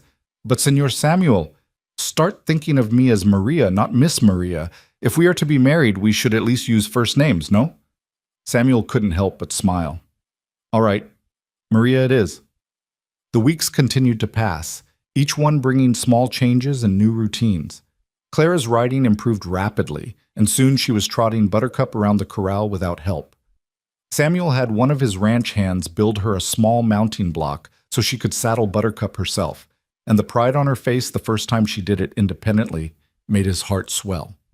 Maria taught her to cook, to sew, to keep house, but she also taught her Spanish songs and told her stories from her childhood in Mexico. Clara absorbed it all, her quick mind delighting in learning. Samuel introduced her to his account books, showing her how to track expenses and income. A good rancher needs to know the business side, he explained. It's not just about riding horses and herding cattle. It's about making smart decisions with money. Clara proved surprisingly adept with numbers, catching on quickly to the concepts of profit and loss. So if we sell a steer for $40, but it cost us $20 to raise, we made $20 profit? Exactly right. And if we have 100 steers, that's... Her face scrunched up as she calculated. $2,000 profit? Very good. Though it's rarely that simple, there are other expenses to factor in. But yes, that's the basic idea. One evening, about 6 weeks after Clara's arrival, they had an unexpected visitor. Samuel was sitting on the porch with his after-dinner coffee when a rider approached through the gathering dusk. He tensed, recognizing the uniform of a U.S. Marshal. "Stay inside," he told Clara, who'd been sitting beside him. She scurried into the house, and Samuel stood to greet the visitor. The Marshal was a young man, maybe 30, with a serious face. "Mr. Samuel Holt?" "That's me. What can I do for you, Marshal?" "I'm Marshal James Crawford out of Cheyenne. I'm looking for a missing child, reported abandoned on the Oregon Trail about 6 weeks ago. 8-year-old girl, dark hair, last seen in the area. You wouldn't happen to know anything about that?" Samuel's blood ran cold, but he kept his face neutral. "Might. What's your interest?" Children's Aid Society filed a report. They want to make sure the child is safe, place her in proper care. A wagon master named Turnbull reported that a woman traveling with a young girl left the train, claiming the child was sick. Never caught back up. The society wants to make sure the girl's all right. "The girl's fine. She's here." Crawford's eyebrows rose. "Here, on your ranch?" "I found her on the prairie, abandoned, took her in. She's been living here since." Samuel's voice was firm, daring the Marshal to challenge him. "I see. Well, I'll need to speak with her, make sure she's being properly cared for." Samuel wanted to refuse, but he knew that would only make things worse. "All right, but you keep a civil tone. She's been through enough." He called into the house, and Clara appeared in the doorway, Maria right behind her. When Clara saw the Marshal's uniform, fear flashed across her face. "It's all right, sweetheart," Samuel said gently. "This is Marshal Crawford. He just wants to ask you some questions." Crawford approached slowly, his expression softening when he saw Clara's fear. "Hello, miss. I'm just here to make sure you're okay. Can you tell me your name?" "Clara May Benton." Her voice was small but steady. "And how did you come to be at Mr. Holt's ranch?" "He found me, after Martha left me on the prairie to die." Clara's hand found Samuel's, gripping tight. "He saved me." "This Martha, she was your mother?" "Stepmother. My real mama died, then my papa died on the trail, and Martha didn't want me anymore." Clara's voice trembled slightly. "But I have a papa again now. He's my papa, and this is my home." Crawford looked between Clara and Samuel, his expression thoughtful. "Mr. Holt, might I have a word with you privately?" Samuel squeezed Clara's hand reassuringly. "Go inside with Maria. It's all right." Once they were alone, Crawford spoke bluntly. "The Children's Aid Society will want to place her in an orphanage or with a proper family. She has a family. She has me. You're a single man. Not for long. I'm engaged to be married." The lie came easily for Clara's sake. "To my housekeeper, Maria Alvarez. We're just waiting for the circuit judge to come through for the ceremony." Crawford studied him carefully. "That true? Ask Maria yourself if you don't believe me." The Marshal considered this. "The girl seems healthy, well-fed, well-dressed, clearly cared for, and she says you're her father now." "I am her father, in every way that matters." Crawford was quiet for a long moment, then he sighed. "Look, Holt, off the record, the orphanages are overflowing. Most of those kids end up as cheap labor on farms or worse. If the girl's happy here, if she's being cared for, I'm not inclined to tear her away from a good situation." Samuel felt hope surge in his chest.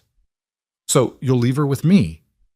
"I'll file a report saying I found the child. She's being well cared for by a rancher who plans to legally adopt her once he's married.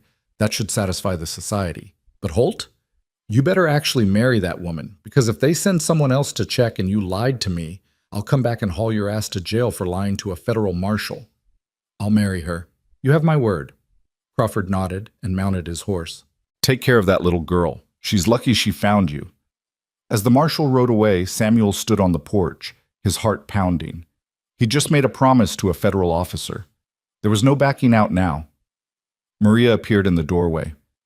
"I heard," she said simply. "So when is the wedding?"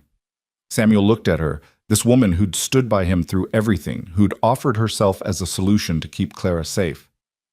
"As soon as we can arrange it. Maria, are you sure?" "I am sure. For Clara. And perhaps She smiled softly. Perhaps for us too. Who knows what the future holds? That night, Samuel sat Clara down and explained what was going to happen. Maria and I are going to get married, to make us a real family in the eyes of the law, so no one can ever take you away. Clara's eyes went wide. Really? Miss Maria will be my mama? If that's all right with you. Clara thought about it seriously. Will she still teach me to cook? Of course. And you'll still teach me to ride? Always. Then yes, it's all right with me. Clara paused. Papa, does this mean we'll all be together, forever? Samuel pulled her close. That's exactly what it means, sweetheart. Forever. And as he held his daughter, because that's what she was now, truly and completely his daughter, Samuel felt the last of the ice around his heart finally melt away. The morning after Marshal Crawford's visit, Samuel woke with the weight of his promise settling over him like a heavy blanket. He told a federal officer he was getting married, and now he had to follow through. Not that he minded. Maria was a good woman, and Clara deserved the protection a complete family would provide. But the reality of it was suddenly very real, very immediate. He found Maria already in the kitchen, kneading bread dough with practiced efficiency. Clara sat at the table practicing her letters, her tongue poking out in concentration as she carefully formed each character. "Morning, Papa," she called cheerfully. "Morning, sweetheart. Maria, can I speak with you? Outside?" Maria wiped her flour-dusted hands on her apron and followed him onto the back porch. The morning was cool, the sun just beginning to burn off the night's chill. In the distance, ranch hands were already at work, and the sound of horses nickering carried on the breeze. "We need to make this official," Samuel said without preamble. "Crawford will file his report, and someone might follow up. We can't wait for the circuit judge. He won't be through for another 2 months. So what do you propose?" "We ride to Cheyenne, find a judge or justice of the peace who can marry us quickly. Make it legal before anyone can question it." Maria nodded slowly. "And Clara?" "Comes with us. We'll make it a family trip. She's never seen a real city. It'll be an adventure for her." "When do we leave?" Samuel appreciated that she didn't hesitate, didn't question. "Tomorrow. I'll have Tom handle things here. We'll take the wagon, stay a few days, do this right." "Right," Maria echoed, and something flickered in her eyes that Samuel couldn't quite read. "Yes, we should do this right." When they told Clara over breakfast, her reaction was pure excitement. "A city? A real city with buildings and shops and everything?" "Everything," Samuel confirmed. "And while we're there, Maria and I will get married. Then we'll be a real family, legal and proper." Clara launched herself at Maria, hugging her fiercely. "You're going to be my mama!" Maria's eyes glistened as she held the child. "If you want me to be, mija, I would be honored." "Of course I want you to be. You teach me things and make good food and sing to me when I'm sad. You're already like a mama." Samuel watched them together and felt something shift in his chest. This could work. It wasn't the passionate love he'd shared with Catherine, but it was something solid, something real. Partnership, respect, affection. Maybe that was enough. They spent the rest of the day preparing for the journey. Maria packed clothes and provisions while Samuel handled ranch business, giving Tom Jessup detailed instructions for managing things in his absence. "You're really doing this?" Tom asked, studying his boss with knowing eyes. "Marrying Maria? I am. About damn time. That woman's been devoted to you for years. She deserves better than being just the housekeeper." Samuel frowned. "What do you mean, devoted to me?" Tom gave him a look that suggested Samuel was being deliberately dense. "Boss, anyone with eyes can see how she looks at you. Has for years. She loved Catherine like a sister, and after Catherine died, Maria stayed because of you. Not just for the job." The revelation hit Samuel like a physical blow. He'd been so wrapped up in his own grief, his own pain, that he'd never considered Maria might have feelings for him beyond professional loyalty. Had she loved him all this time while he mourned another woman? "I didn't know," he said quietly. "Well, now you do. Treat her right, boss. She's a good woman, and she's been patient enough for a saint." That evening, as they finished packing, Samuel found himself watching Maria with new eyes. The way she smiled at Clara's chatter, the competent way she moved through the house, the quiet strength she'd always possessed. She'd been there through his darkest days, never demanding, never pushing, just present, solid, real. He caught her alone in the kitchen after Clara had gone to bed. "Maria, can I ask you something?" "Of course." "Why did you offer to marry me?" "The real reason."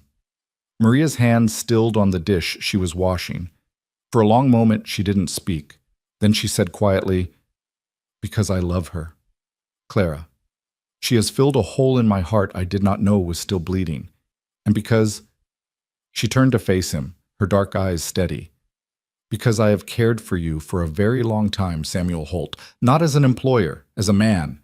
I watched you grieve, watched you build walls around your heart, watched you survive but not live. And I waited, because that is what you do when you love someone. You wait." Samuel felt his throat tighten. "Maria, You do not have to say anything. I do not expect declarations of love. I know your heart still belongs to Catherine, and I have made my peace with that. But I also know that people can love more than once, in different ways. I am patient. I can wait longer if I must." "You shouldn't have to wait. You deserve someone who loves you completely. I want you. Even if you cannot love me the way you loved her, I want this life, this family. Is that so wrong?" Samuel crossed to her and took her hands in his. They were work-roughened, strong hands, capable hands. "It's not wrong. And Maria, I may not love you the way I loved Catherine, but I do care for you, deeply. You've been my anchor for 10 years. You've kept me sane, kept me human. That means something." "It means enough," Maria said softly. "For now, it means enough." They left early the next morning, the wagon loaded with supplies and Clara bouncing with excitement on the bench seat between Samuel and Maria. The journey to Cheyenne would take 2 days of steady travel, and Samuel had planned their route to include an overnight stop at a way station he knew. As they rolled across the prairie, Clara peppered them with questions about the city, about the wedding, about everything. Samuel found himself relaxing into the rhythm of the journey, Maria's presence beside him comfortable and familiar. They made good time, stopping at midday to rest the horses and eat the lunch Maria had packed. Clara ran around stretching her legs, exploring the tall grass and chasing grasshoppers, while Samuel and Maria sat in the wagon's shade. "Are you nervous?" Maria asked. "About getting married?" "A little." "About doing right by Clara?" "More than a little." "You are already doing right by her. She is thriving, Samuel. Surely you see that." He did see it. The difference between the terrified, half-starved child he'd found on the prairie and the laughing girl chasing insects was like night and day. She's a remarkable kid. Brave, smart, resilient. She had to be, to survive what she survived. But now she can be more than just a survivor. She can be a child again, with parents who love her. They reached the way station by evening, a rough but clean establishment run by a widow named Mrs. Garrett. She had 2 rooms available, and Maria took Clara to one while Samuel settled into the other. At dinner, Mrs. Garrett made conversation, her curiosity about their little family evident but politely restrained. "Heading to Cheyenne?" she asked. "Yes, ma'am," Samuel confirmed. "Getting married." Mrs. Garrett beamed at them. "How wonderful! And this little one is yours?" "She is," Maria said firmly, her arm around Clara. "Our daughter." Clara glowed at the words, and Samuel felt that now familiar warmth in his chest. Our daughter. It was true in every way that mattered. That night, lying in his narrow bed, Samuel thought about what was coming. Marriage, family, a life he'd never expected to have again. He thought about Catherine, about the love they'd shared, and silently asked her blessing. He liked to think she'd approve, that she'd want him to be happy, to give Clara the family she deserved. They reached Cheyenne late the next afternoon. The city was a revelation to Clara, who pressed against Samuel's side as they drove down the bustling main street. Buildings rose 2 and 3 stories high, painted and proper. People crowded the wooden sidewalks. Signs advertised everything from dry goods to legal services to medical care. "It's so big," Clara breathed. "So many people." "Wait until you see Denver," Samuel said with a smile. "Makes Cheyenne look like a village." They checked into the Inner Ocean Hotel, a respectable establishment that didn't bat an eye at their request for 2 adjoining rooms. Once settled, Samuel went in search of someone who could perform a marriage ceremony quickly. A helpful clerk at the courthouse directed him to Judge Franklin Wheeler, who maintained offices on the 2nd floor. Judge Wheeler was a portly man in his 60s with shrewd eyes and a kind smile. He listened to Samuel's request without interruption, then leaned back in his chair. You want to get married tomorrow? Yes, sir. Is that possible? It's possible. Unusual, but possible. Might I ask the reason for the rush? Samuel considered lying, then decided against it. Something about Wheeler's demeanor suggested he'd appreciate honesty. I've taken in a child, Your Honor, an orphan I found abandoned on the prairie. The marshal came by, and the Children's Aid Society is interested. I told him I was engaged to be married, which makes me a more suitable guardian. Now I need to make that true before someone comes to check. Wheeler's eyebrows rose. So this is a marriage of convenience? For the child's sake? It started that way, Samuel admitted. But Maria, my intended, she's been my housekeeper for 10 years. She's a good woman, and she loves the child. We both do. This might have started as a practical arrangement, but it's more than that now. And does this woman know you're marrying her primarily to keep custody of a child? It was her idea, Your Honor. She offered herself as a solution. She loves the girl like her own. Wheeler studied him for a long moment. Mr. Holt, I've been a judge for 30 years. I've seen all kinds of marriages. Love matches that ended in murder, arranged marriages that grew into deep partnerships, everything in between. The law cares about legality, but I care about intention. Tell me true.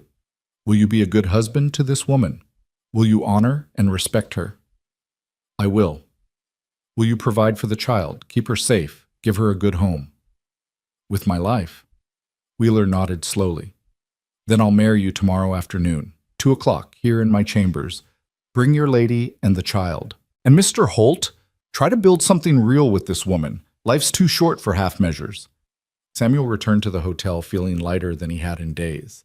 He found Maria and Clara in their room, Clara wearing a new dress Maria had purchased from a shop downstairs. Look, Papa! Clara spun in a circle, the blue cotton swirling around her legs. Miss Maria bought it for tomorrow, for the wedding. You look beautiful, sweetheart. He turned to Maria. Did you get something for yourself? I have my Sunday dress. It will be fine. Humor me. Buy yourself something new, a wedding dress, or as close as you can find, please. Maria looked surprised, then pleased. You do not have to. I want to. You deserve to feel special tomorrow. After Clara was asleep that night, Samuel and Maria sat in the hotel's small lobby, sharing coffee and watching the street outside. The city was still alive with activity even after dark, saloons spilling light and noise onto the boardwalks. Are you having second thoughts? Maria asked quietly. No. Are you? No. I simply wanted to be certain you were not feeling pressured. Maria, if anything, I'm grateful. You're giving Clara security, giving us both a family. That's not nothing. It is also not a love match. I want to be clear about expectations, Samuel. I do not expect you to suddenly fall madly in love with me. But I hope we can build something good together. Partnership, respect, perhaps affection. We have affection already. The rest will come, or it won't. Either way, we'll make this work. For Clara. For Clara, Maria agreed, and perhaps in time for us too. The next morning dawned clear and beautiful. Maria disappeared early to pick up the dress she'd ordered, leaving Samuel to take Clara to breakfast. They found a small restaurant near the hotel, and Clara attacked her pancakes with enthusiasm. Papa, are you nervous about marrying Miss Maria? A little. It's a big step. But you like her, right? You're not just doing this for me? Samuel reached across to squeeze her hand. I'm doing it partly for you, yes, but also because Maria is a wonderful woman who deserves to be more than just a housekeeper. She deserves to be part of our family, official and proper. Does that make sense? Clara nodded seriously. I think so. Like how I'm your daughter because you chose me, not because we have the same blood. You're choosing Miss Maria too. Exactly right. You're a smart kid. You know that? Papa says I'm the smartest kid in Wyoming. Papa's right. They returned to the hotel to find Maria had returned, carrying a wrapped package. She shooed them out, insisting she needed time to prepare. Samuel and Clara wandered the town, stopping at a jewelry shop where Samuel purchased simple gold bands for himself and Maria, and a delicate silver locket for Clara. What's this for? Clara asked as he fastened it around her neck. Because today you officially become Clara May Holt, daughter of Samuel and Maria Holt. That's worth celebrating. Clara opened the locket to find it empty. There's no picture inside. We'll fix that. We'll get a family photograph taken, and we'll put it right there. Then you'll always have us with you, no matter what. Tears welled in Clara's eyes. Promise I'll always be yours? Even when I'm grown up? Always. That's what family means, sweetheart. Forever. At 2:00, they climbed the stairs to Judge Wheeler's chambers. Samuel wore his best suit, brushed clean of trail dust. Clara clutched a small bouquet of wildflowers they'd picked that morning. And when Maria emerged from the ladies' powder room, Samuel felt his breath catch. She wore a dove-gray dress with delicate lace at the collar and cuffs. Her usually severe hair softened into waves around her face. She'd never looked more beautiful, and Samuel was struck by the realization that he'd been taking her for granted for years. This woman who'd stood by him, who'd held his household together, who'd offered herself as a solution to keep Clara safe, she deserved to be seen. "Maria," he said softly, "you look lovely." A blush crept up her cheeks. "Thank you." Judge Wheeler's chambers were simple but dignified, with law books lining the walls and afternoon sunlight streaming through tall windows. Wheeler himself stood before them in his judicial robes, looking every inch the authority figure he was. "Before we begin," he said, "I want to speak to young Clara. Come here, child." Clara approached nervously, and Wheeler knelt down to her level. "Clara, do you understand what's happening today?" "Yes, sir. Papa and Miss Maria are getting married so we can be a real family. And is that what you want? To be their daughter?" "More than anything." Clara's voice was fervent. "They saved me. They love me. They're my family." Wheeler nodded, satisfied. "Then let's make it official." He stood and gestured for Samuel and Maria to stand before him, Clara between them. The ceremony was brief but meaningful. Wheeler spoke about the sanctity of marriage, about the responsibilities they were undertaking not just to each other, but to the child in their care. When he asked if they would honor and cherish each other, both Samuel and Maria answered clearly, their voices steady. Samuel slipped the gold band onto Maria's finger, noting how her hand trembled slightly. When she placed the ring on his finger in turn, their eyes met, and Samuel saw in her face not just hope, but a fierce determination. She would make this work. They both would. "By the power vested in me by the territory of Wyoming, I now pronounce you husband and wife. Mr. Holt, you may kiss your bride." Samuel hesitated for just a moment, then leaned in and kissed Maria gently. It was chaste, respectful, but there was warmth in it, a promise of possibility. Clara cheered, breaking the solemnity of the moment, and they all laughed. Wheeler produced the marriage certificate, and they signed it formally, Clara watching with wide eyes as her future was made secure with ink and paper. "Congratulations, Mr. and Mrs. Holt," Wheeler said warmly, "and young Miss Holt. May you build a good life together." As they emerged from the courthouse into the bright afternoon, Samuel felt something he hadn't expected. Genuine happiness. Not the passionate, all-consuming joy he'd felt with Catherine, but something steadier, deeper. The satisfaction of having done right by the people who mattered. "Mrs. Holt," he said to Maria, testing the name. She smiled. "It will take some getting used to. We have time, all the time in the world." They celebrated with dinner at Cheyenne's finest restaurant, Clara wide-eyed at the elegant surroundings and multiple courses. She tried oysters for the first time and declared them slimy but interesting. Samuel and Maria shared amused glances across the table, the awkwardness of new marriage beginning to ease into something more comfortable.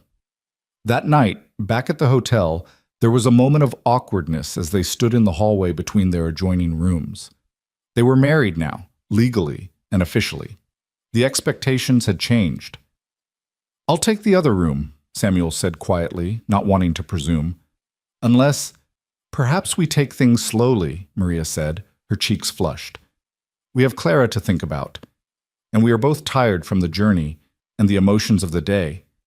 But Samuel, thank you for treating this seriously, for giving me a real wedding, a real ceremony. It mattered. You deserved it. You deserve more than I've given you. Then give it to me in time. We have the rest of our lives to figure this out." She kissed his cheek, then slipped into her room where Clara was already asleep. Samuel stood in the hallway for a moment, touching his wedding ring with wonder. He was married. He had a daughter. He had a family again. The journey back to the ranch was lighter somehow, filled with Clara's chatter and plans for the future. She wanted to learn to rope cattle, to help with the spring roundup, to read every book in the library twice. Samuel and Maria listened indulgently, occasionally exchanging glances that spoke of shared affection for this child they'd both chosen to love. When they crested the final rise and saw the Double H spread before them, Clara shouted with joy, "We're home! Home!" The word resonated in Samuel's chest. For 10 years, the ranch had been a place he existed, nothing more. Now, with Maria beside him and Clara bouncing excitedly on the bench seat, it felt like home again. The house wouldn't be empty anymore. The silence wouldn't be oppressive. Life had returned to these walls. Tom Jessup met them in the yard, his weathered face breaking into a rare grin when he saw the rings on their hands. "You actually did it. Congratulations, boss. Mrs. Holt." He tipped his hat to Maria. "And Miss Clara Holt, I hear. Welcome home, all of you." The ranch hands had clearly been informed because they'd hung a makeshift banner over the barn door. "Congratulations, Holt family." Clara squealed with delight, and even Maria's eyes grew misty at the gesture. That evening, after Clara was asleep in her room, their room, in the house that was now legally their family home, Samuel found Maria on the back porch, staring out at the darkening prairie. "Thinking about something?" he asked, joining her. "About how much can change in 2 months. When you brought Clara home, I never imagined." She trailed off, smiling. "But I'm glad, for all of it." "So am I." Samuel took her hand, the one with the gold band. "Maria, I know this started as a practical arrangement, but I want you to know I'm going to try to be a good husband, to build something real with you. That is all I ask, time and effort. The rest will come or it will not. But we will face it together." They stood in comfortable silence, watching the stars emerge one by one over the Wyoming sky. Somewhere in the house, Clara slept safely, dreaming of horses and books and family. And Samuel Holt, the wealthiest rancher in 3 counties, finally felt like the richest man alive. The first challenge to their new family arrangement came exactly 2 weeks after they returned from Cheyenne. Samuel was working with the horses in the main corral when Tom Jessup came running from the house, his expression dark as a thundercloud. "Boss, you better come quick. There's trouble." Samuel's blood ran cold. "Clara?" "She's fine. She's with Maria, but there's people at the front door and they ain't friendly. Woman with a badge and a hard-looking man. They're asking for the orphan girl." Samuel didn't run. Running would show fear, and he couldn't afford to show weakness now. But he walked fast, his jaw set and his hands clenched at his sides. When he reached the front porch, he found Maria standing in the doorway like a sentinel, Clara clutched protectively against her side. A stern-faced woman in a severe black dress stood on the bottom porch step, a leather portfolio under her arm. Beside her was a large man with cold eyes and a deputy's badge pinned to his vest. The woman spoke first, her voice clipped and officious. "Mr. Samuel Holt? That's me. I'm Miss Harriet Wilkes from the Children's Aid Society. This is Deputy Frank Garrison. We're here regarding the minor child Clara May Benton, who we understand is residing on these premises." Samuel felt Maria tense beside him. "Clara May Holt," he corrected, his voice hard. "My daughter. And yes, she lives here. This is her home." Miss Wilkes's lips thinned. "Mr. Holt, the Society has been conducting an investigation into the circumstances of this child's placement. We have some concerns." "What kind of concerns?" "For starters, there's no legal adoption paperwork on file with the territory. Second, we've received information that you are an unmarried man living alone with a young girl, a situation that is at best highly irregular and at worst potentially dangerous for the child." Samuel's fury ignited, but he kept his voice level. "Your information is out of date, Miss Wilkes. I got married 2 weeks ago. To my wife, Maria." He gestured to Maria, who lifted her left hand to display her wedding ring. Miss Wilkes faltered, but only for a moment. "Even so, the lack of formal adoption proceedings is troubling. The society has a responsibility to ensure that children are placed in appropriate homes through proper channels. You found this child and simply kept her without notifying the authorities? I notified Marshal Crawford. He came, he investigated, he approved. Marshal Crawford exceeded his authority. Placement of orphaned children falls under the purview of the society, not local law enforcement. Miss Wilkes consulted her portfolio. Furthermore, we've received a petition from Mrs. Martha Blake, the child's legal stepmother, requesting that Clara be returned to her custody. The name hit Samuel like a fist. Martha, the woman who'd abandoned Clara to die, was now claiming she wanted her back? Clara made a small, terrified sound and pressed harder against Maria. "No," she whispered. "No, no, no, Papa, don't let them take me. Please don't let them take me." Samuel moved to stand in front of his wife and daughter, his body a barrier between them and the intruders. That woman forfeited any right to Clara when she left her on the prairie to die. I have a statement from Clara herself describing what happened. Martha Benton abandoned her own stepdaughter. She should be arrested, not rewarded with custody. "Mrs. Blake claims the child ran away," Miss Wilkes countered, "that she was a difficult, disobedient girl who fled during a stop on the trail. Mrs. Blake and her new husband have been searching for her ever since." "That's a damn lie!" The words burst from Clara, shocking everyone. "She told me to get out. She said I was dead weight. She drove away and left me with nothing." "Clara," Maria said softly, her hand on the girl's shoulder, "let Papa handle this." But Clara shook her head fiercely, tears streaming down her face. "No, they can't take me back to her. She hit me. She starved me. She hated me. I'll die before I go back." Miss Wilkes's expression softened slightly at Clara's obvious terror, but her voice remained firm. "Child, I understand you've formed an attachment to Mr. Holt, but the law is clear. Blood relatives have first claim, and Mrs. Blake is your legal guardian as your late father's widow." "Over my dead body," Samuel said quietly, and there was something in his voice that made Deputy Garrison's hand drift toward his gun. "You want my daughter, you'll have to go through me. And Miss Wilkes, I strongly suggest you investigate Martha Blake before you hand any child over to her. Talk to the wagon master who expelled her from the train. Talk to the other families who traveled with them. They'll tell you what kind of woman she is." "Mr. Holt, threats will not help your case. That wasn't a threat. That was a promise. Clara is my daughter, legally adopted through common law rights and sealed by my marriage. She bears my name now. This is her home. And if you try to take her, I will fight you with every legal resource I have. I'll take this to the territorial governor if I must. I'll take it to Washington, D.C., but you will not take my child." Miss Wilkes stared at him, clearly not accustomed to such resistance. "Mr. Holt, I'm trying to do what's best for the child, then do it by protecting her from the woman who tried to kill her, not by handing her back to her abuser." The standoff stretched taut as a wire. Deputy Garrison looked uncomfortable, his hand still near his weapon. Miss Wilkes's face was unreadable, but Samuel could see the calculation in her eyes. She'd come expecting an easy retrieval. Instead, she'd found a family prepared to fight. Finally, she spoke. "I will need to conduct interviews with the child, with you, with Mrs. Holt. I will need to inspect the home, review your finances, and verify the circumstances of your marriage." "Fine. Interview whoever you want. But Clara stays here while you do it. She doesn't leave this property." "Mr. Holt, not negotiable.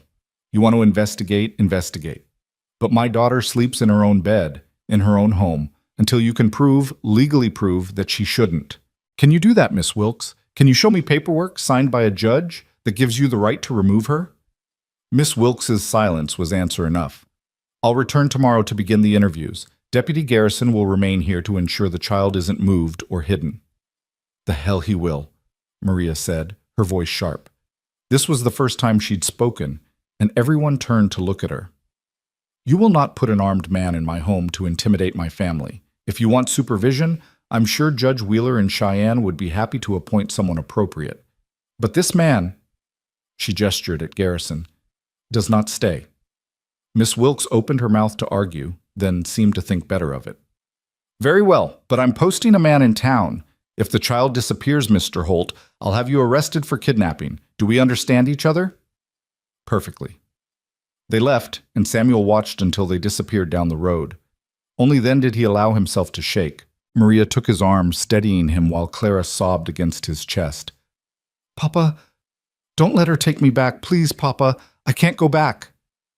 "You won't. I promise you, sweetheart. I will not let that happen." Samuel looked at Maria over Clara's head and saw his own fear reflected in her eyes.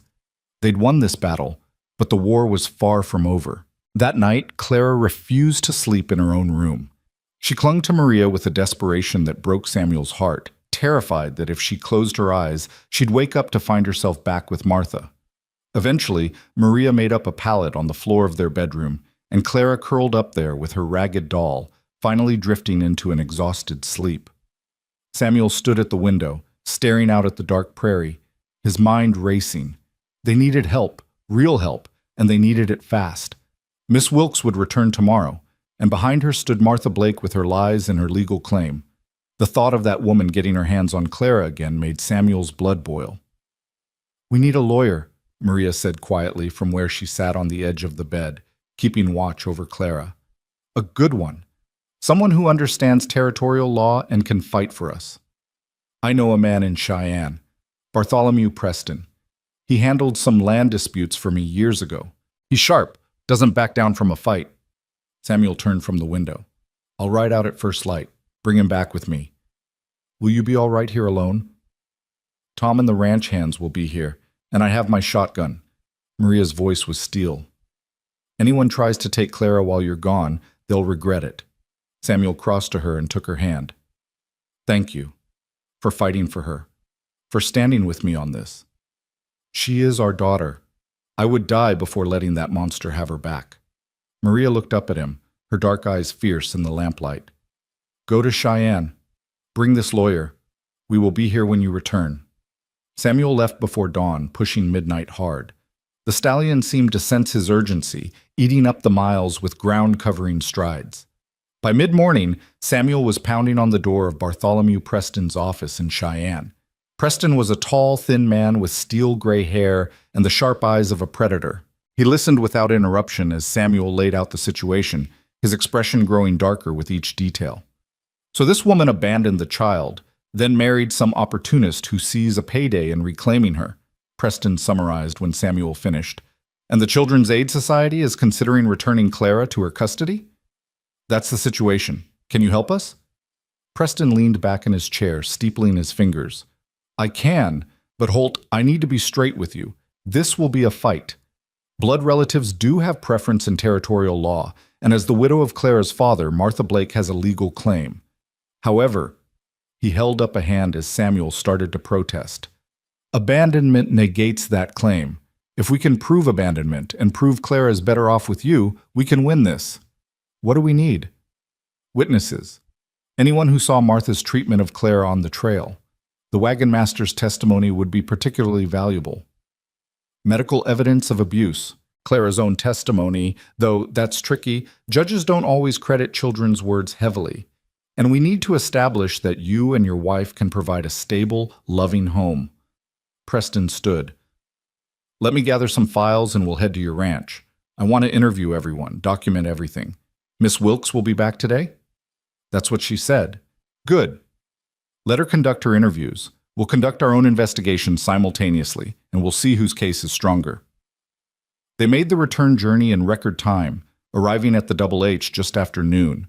Samuel's heart eased when he saw Clara in the yard, helping Maria hang laundry. She was safe. They were both safe. For now. Preston set up a makeshift office in Samuel's study and began his work with methodical precision. He interviewed Clara first, gently coaxing from her every detail of life with Martha. The beatings, the starvation, the cruel words. Clara's testimony was damning, and Preston documented it all carefully. "You're a brave girl," he told her when they finished. "What you've told me today might save your life. Do you understand that?" Clara nodded solemnly. "I just want to stay with Papa and Mama Maria. They love me. They make me feel safe." Next, Preston interviewed Maria, who described Clara's condition when she'd first arrived: malnourished, bruised, traumatized. Then Samuel, who recounted finding Clara abandoned on the prairie. By the time Preston finished with the household, Miss Wilkes arrived for her own interviews, accompanied by a different deputy and looking decidedly less confident than she had the day before. "Mr. Holt, I see you've retained counsel. Miss Wilkes, this is Bartholomew Preston, my attorney. He'll be present for any interviews you conduct." Wilkes's lips pressed into a thin line, but she nodded. "Very well. Let's proceed." The interviews were tense, with Preston objecting frequently to Wilkes's more leading questions. But as the afternoon wore on, Samuel noticed something shifting in Wilkes's demeanor. The woman was smart enough to see the evidence piling up against Martha Blake's claims. Clara's terror was too real to be fabricated. The home was clearly loving and stable. And Preston's pointed questions about the society's due diligence in investigating Blake's claims made Wilkes visibly uncomfortable. "Miss Wilkes," Preston said when they finished, "I assume you've obtained statements from members of the wagon train, verified Mrs. Blake's version of events?" The society's resources are limited. Mrs. Blake provided a sworn statement. A statement contradicted by the child, by Mr. Holt, who found her abandoned, and I suspect by anyone else who was on that trail. I suggest you locate Wagon Master Horace Turnbull before proceeding further. His testimony will be crucial. Wilkes left looking troubled, promising to return in 3 days with a decision. Those 3 days felt like 3 years to Samuel. They went through the motions of daily life, ranch work, lessons, meals, but tension hung over everything like a storm cloud. On the second day, Tom Jessup rode in from town with news. "Boss, there's a couple in Medicine Bow asking questions about Clara. Man and woman.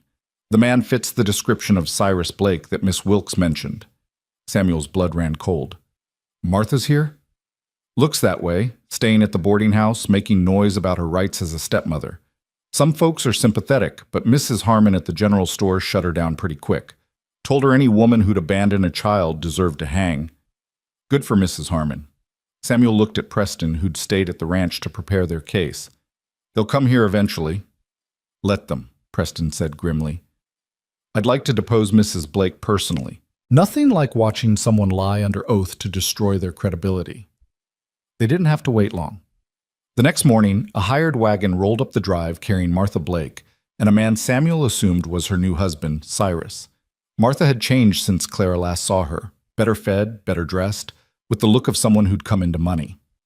Cyrus Blake was a hard-faced man with calculating eyes and a gun belt that suggested he was more than comfortable with violence. Samuel met them on the porch, Preston beside him. Maria had taken Clara inside, barricading the door. Samuel could see ranch hands strategically positioned around the yard, rifles within easy reach.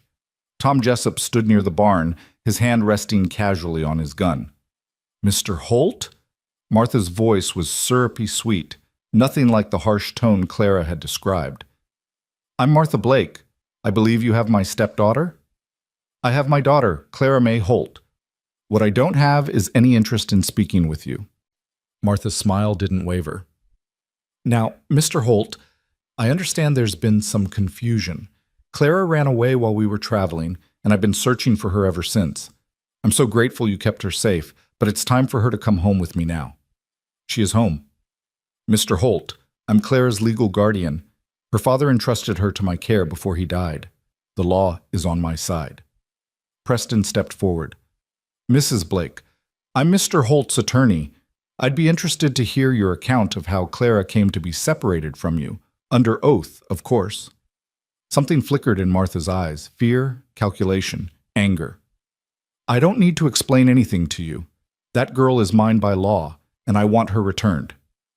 "That girl has a name," Samuel said quietly, his rage barely controlled, "and she's not yours. You forfeited any claim to her when you drove away and left her to die on the prairie. That's a lie. She ran off. Prove it. Provide one witness who saw her run. One piece of evidence that supports your story. Because I have plenty of evidence that proves mine. I have Clara's testimony. I have my own witness account of finding her abandoned. And I will track down every person on that wagon train who saw how you treated her." Cyrus Blake spoke for the first time, his voice a low growl. "You calling my wife a liar?" "I'm calling her a child abuser and attempted murderer. If that makes her a liar too, so be it." Cyrus's hand moved toward his gun, but suddenly the yard was full of motion. Tom and the ranch hands raised their rifles in perfect synchronization, every barrel trained on Cyrus. The man froze, his hand hovering over his weapon. "I wouldn't," Tom said conversationally. "You're outnumbered, outgunned, and on private property. Pull that weapon and you won't live to regret it." "This ain't over," Cyrus snarled. "We got legal rights." "Then pursue them legally," Preston interrupted. "Through the courts, with evidence and testimony. But if you set foot on this property again without a court order, you'll be arrested for trespassing. And if you threaten Mr. Holt or his family again, I'll personally ensure you're charged with assault. Are we clear?" Martha's composure cracked. "That girl owes me. Her father's death left me with nothing. No money, no prospects, nothing. The least she can do is earn her keep." The admission hung in the air like a death knell. Preston smiled slowly. "Thank you, Mrs. Blake. That statement will be very useful in court." Martha's face went white as she realized what she'd said. Cyrus grabbed her arm and hauled her back toward the wagon. "Shut up, woman. You've said enough." They left in a cloud of dust and fury, but Samuel knew they'd be back. People that desperate, that determined, didn't give up easily. Inside the house, Samuel found Clara pressed against Maria's side, trembling. "Is she gone?" "She's gone, sweetheart, and she won't get you, I promise."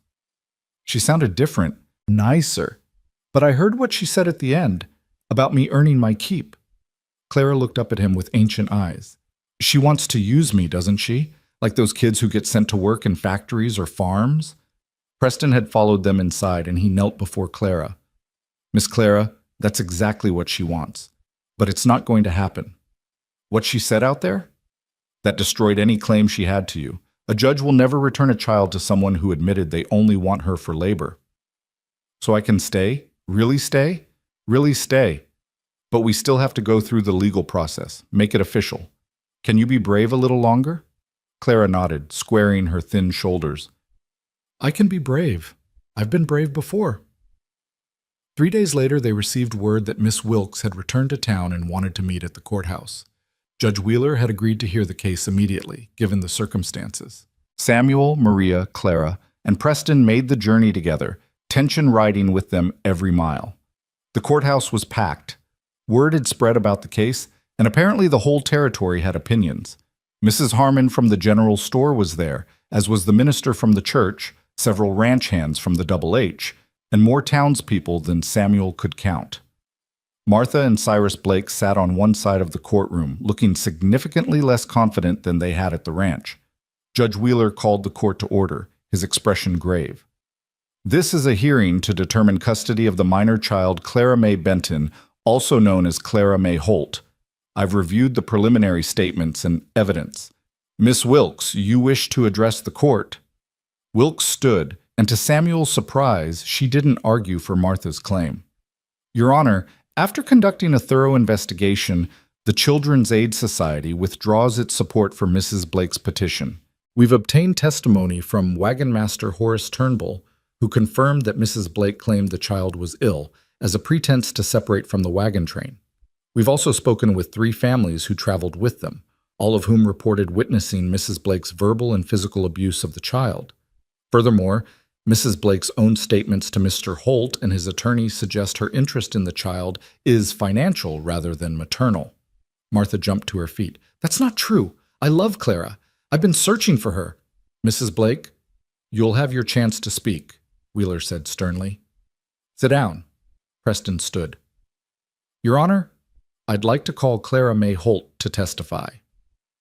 Clara walked to the witness stand with Maria beside her for support. Preston questioned her gently, letting her tell her story in her own words. The courtroom was utterly silent as Clara described life with Martha, the beatings, the starvation, the day Martha drove away and left her on the prairie. "Clara," Preston asked softly, "if the court returned you to Mrs. Blake, what would happen?" "I'd die," Clara said simply. "Maybe not right away, but eventually. She doesn't want me. She never did. She'd work me until I broke or she'd abandon me again. I know it." "And if you stayed with Samuel and Maria Holt?" Clara's face transformed, lit from within. "Then I'd have a family. I'd have parents who love me and want me. I'd have a home where I'm safe. I'd have a future." She looked directly at Judge Wheeler. "Please, sir, please let me stay with my papa and mama. They chose me when no one else wanted me. That means something, doesn't it? Wheeler's eyes were suspiciously bright. It means everything, child. Mr. Preston, call your next witness. Samuel testified about finding Clara, about the state she was in, about the home they'd built together. Maria spoke about Clara's progress, her intelligence, her resilience. Tom Jessup described the day Clara arrived and the transformation he'd witnessed. Even Mrs. Harmon testified about seeing Clara in town, noting how healthy and happy she appeared. Finally, Preston called Martha Blake to the stand. Under oath, Martha's story fell apart. Preston picked it apart with surgical precision, highlighting contradictions, pressing on inconsistencies. When he asked directly if she'd abandoned Clara, Martha tried to maintain her lies, but her earlier admission to Samuel haunted her. Mrs. Blake, you told Mr. Holt, and I quote, "That girl owes me. The least she can do is earn her keep. Is that correct?" Martha's lawyer objected, but Preston had witnesses. Tom Jessup and 2 ranch hands had heard the statement. Martha's face flushed with anger and humiliation. I was upset. I didn't mean... You meant exactly what you said.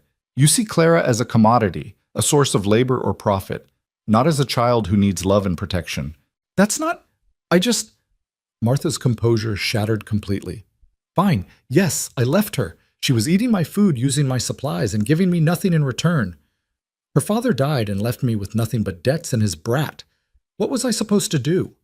The courtroom erupted. Wheeler had to bang his gavel repeatedly to restore order. Martha seemed to realize what she'd admitted and collapsed in her chair, sobbing. Cyrus Blake looked like he wanted to disappear. I've heard enough, Wheeler said when order was restored. Mrs. Blake, your admission of abandonment is appalling. You left a vulnerable child to die in the wilderness because you viewed her as a financial burden. That alone disqualifies you from custody. But your subsequent attempt to reclaim her for financial exploitation makes you unfit to be near any child, let alone one you've already abused. Your Honor, Martha's lawyer tried to intervene, but Wheeler cut him off. I'm not finished. Mr. Holt, Mrs. Holt approached the bench. Samuel and Maria stood together, Samuel's arm around his wife's waist. Wheeler looked at them thoughtfully. I've presided over a lot of custody cases in my years on the bench. I've seen children treated as property, as servants, as inconveniences. What I haven't seen often enough is what I see here. 2 people who chose a child not for what she could do for them, but simply because she needed them. You've provided Clara with a loving home, stability, education, and most importantly, safety. Your marriage may have started as a practical arrangement, but anyone with eyes can see it's become something real. You're a family in the truest sense. He picked up his gavel. Therefore, I'm terminating all parental rights of Martha Blake regarding the minor child Clara May Benton. Furthermore, I'm granting full adoption rights to Samuel and Maria Holt. Clara May Holt is legally and permanently their daughter. This decision is final and binding. The gavel came down with a crack that echoed through the courthouse. For a moment, there was absolute silence. Then the room exploded with applause and cheers. Clara burst into tears and ran to Samuel and Maria, who caught her in their arms and held her tight. Is it real? Clara sobbed. Is it really over? She can't take me back? It's real, sweetheart, Samuel said, his own voice choked with emotion. You're ours. Forever. Legally, officially, completely ours. Martha Blake was still sobbing at her table, but Samuel felt no pity for her. She'd made her choices, and now she'd live with the consequences. Wheeler was already instructing the bailiff to ensure the Blakes left town and stayed away from the Holts. Outside the courthouse, well-wishers surrounded them. Mrs. Harmon pressed a bag of candy into Clara's hands.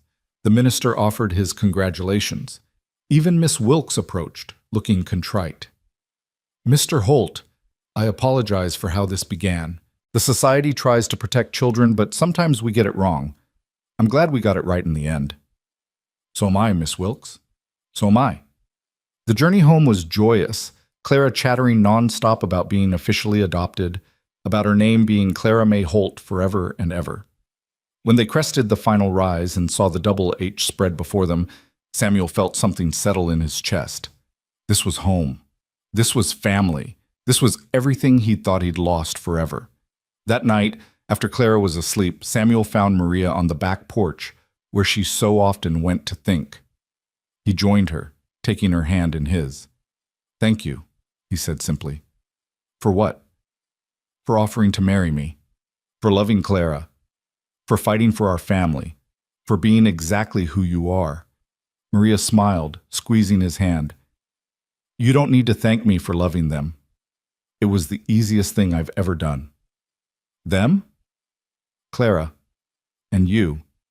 She turned to face him fully.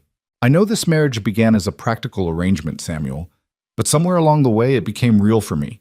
You don't have to feel the same." Samuel kissed her, cutting off her words. It was deeper than their first kiss, full of promise and possibility. When he pulled back, Maria's eyes were wide. "I do feel the same," he said quietly. "It snuck up on me, but it's there. Respect, affection, maybe even love. Catherine will always be part of my past, but Maria, you're my future. You and Clara both." Tears spilled down Maria's cheeks, but she was smiling. "Then we are truly a family, in every way." "In every way," Samuel agreed. The years that followed were good ones. Clara grew from a frightened 8-year-old into a confident young woman, educated and capable. She did learn to rope cattle, did help with the spring roundups, and did read every book in the library twice. She also developed a gift for working with horses, becoming one of the best riders in the territory. Samuel and Maria's partnership deepened into genuine love, the kind that's built on mutual respect and shared purpose. They added to the library, expanded the ranch, and became pillars of the growing community. When a new school was built in Medicine Bow, Samuel donated the land and materials. Maria served on the school board, ensuring every child in the territory had access to education. On Clara's 13th birthday, Samuel took her riding to the ridge where he'd first seen her through his spyglass. They sat on their horses, looking out over the vast prairie. "Do you ever think about that day?" Clara asked. "When you found me?" "Every day. It was the day my life started again." "Mine too." Clara touched the locket around her neck, the one Samuel had given her years ago. Inside was a photograph from her adoption day. Samuel, Maria, and Clara, all smiling, all together. "I used to wonder why Mama died, why Papa died, why Martha was so cruel.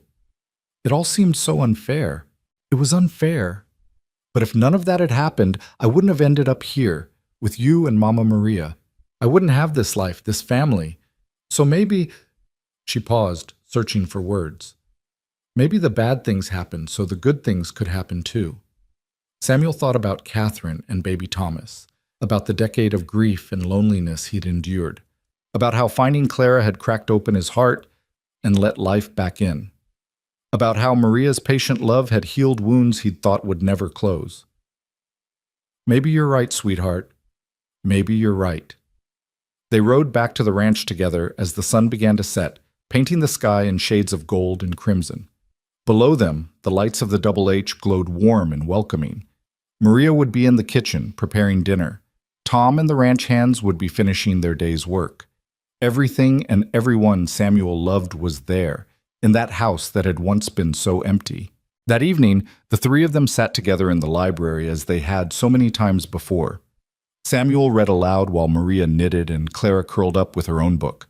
It was ordinary, domestic, perfect. Later, tucking Clara into bed, she still let him do this sometimes, even at 13. Samuel kissed her forehead. "Papa?" Clara said sleepily. "Yes, sweetheart?" "Thank you for not riding away. That day on the prairie. Thank you for choosing me." Samuel's throat tightened. "Thank you for trusting me, for giving me the chance to be your father. You saved me just as much as I saved you." He descended the stairs to find Maria waiting, and together they walked through their home, past the photographs on the walls documenting their journey as a family, past Clara's room where she slept safe and loved, past the empty rooms that were no longer empty because they were full of hope and possibility. Outside, the Wyoming night stretched vast and star-filled over the prairie.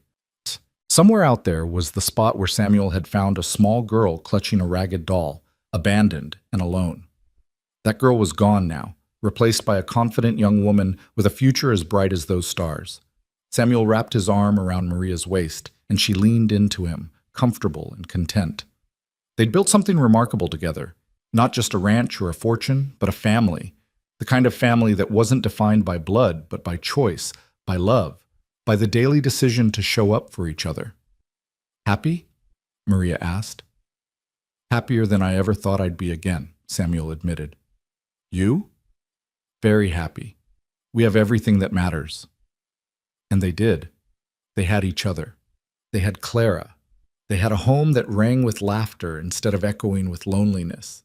They had a future full of possibilities instead of a past full of regrets. The orphan girl who'd been left to die on the trail had found her family. The broken rancher who'd lost everything had found his purpose. And the patient woman who'd waited for love had found her place.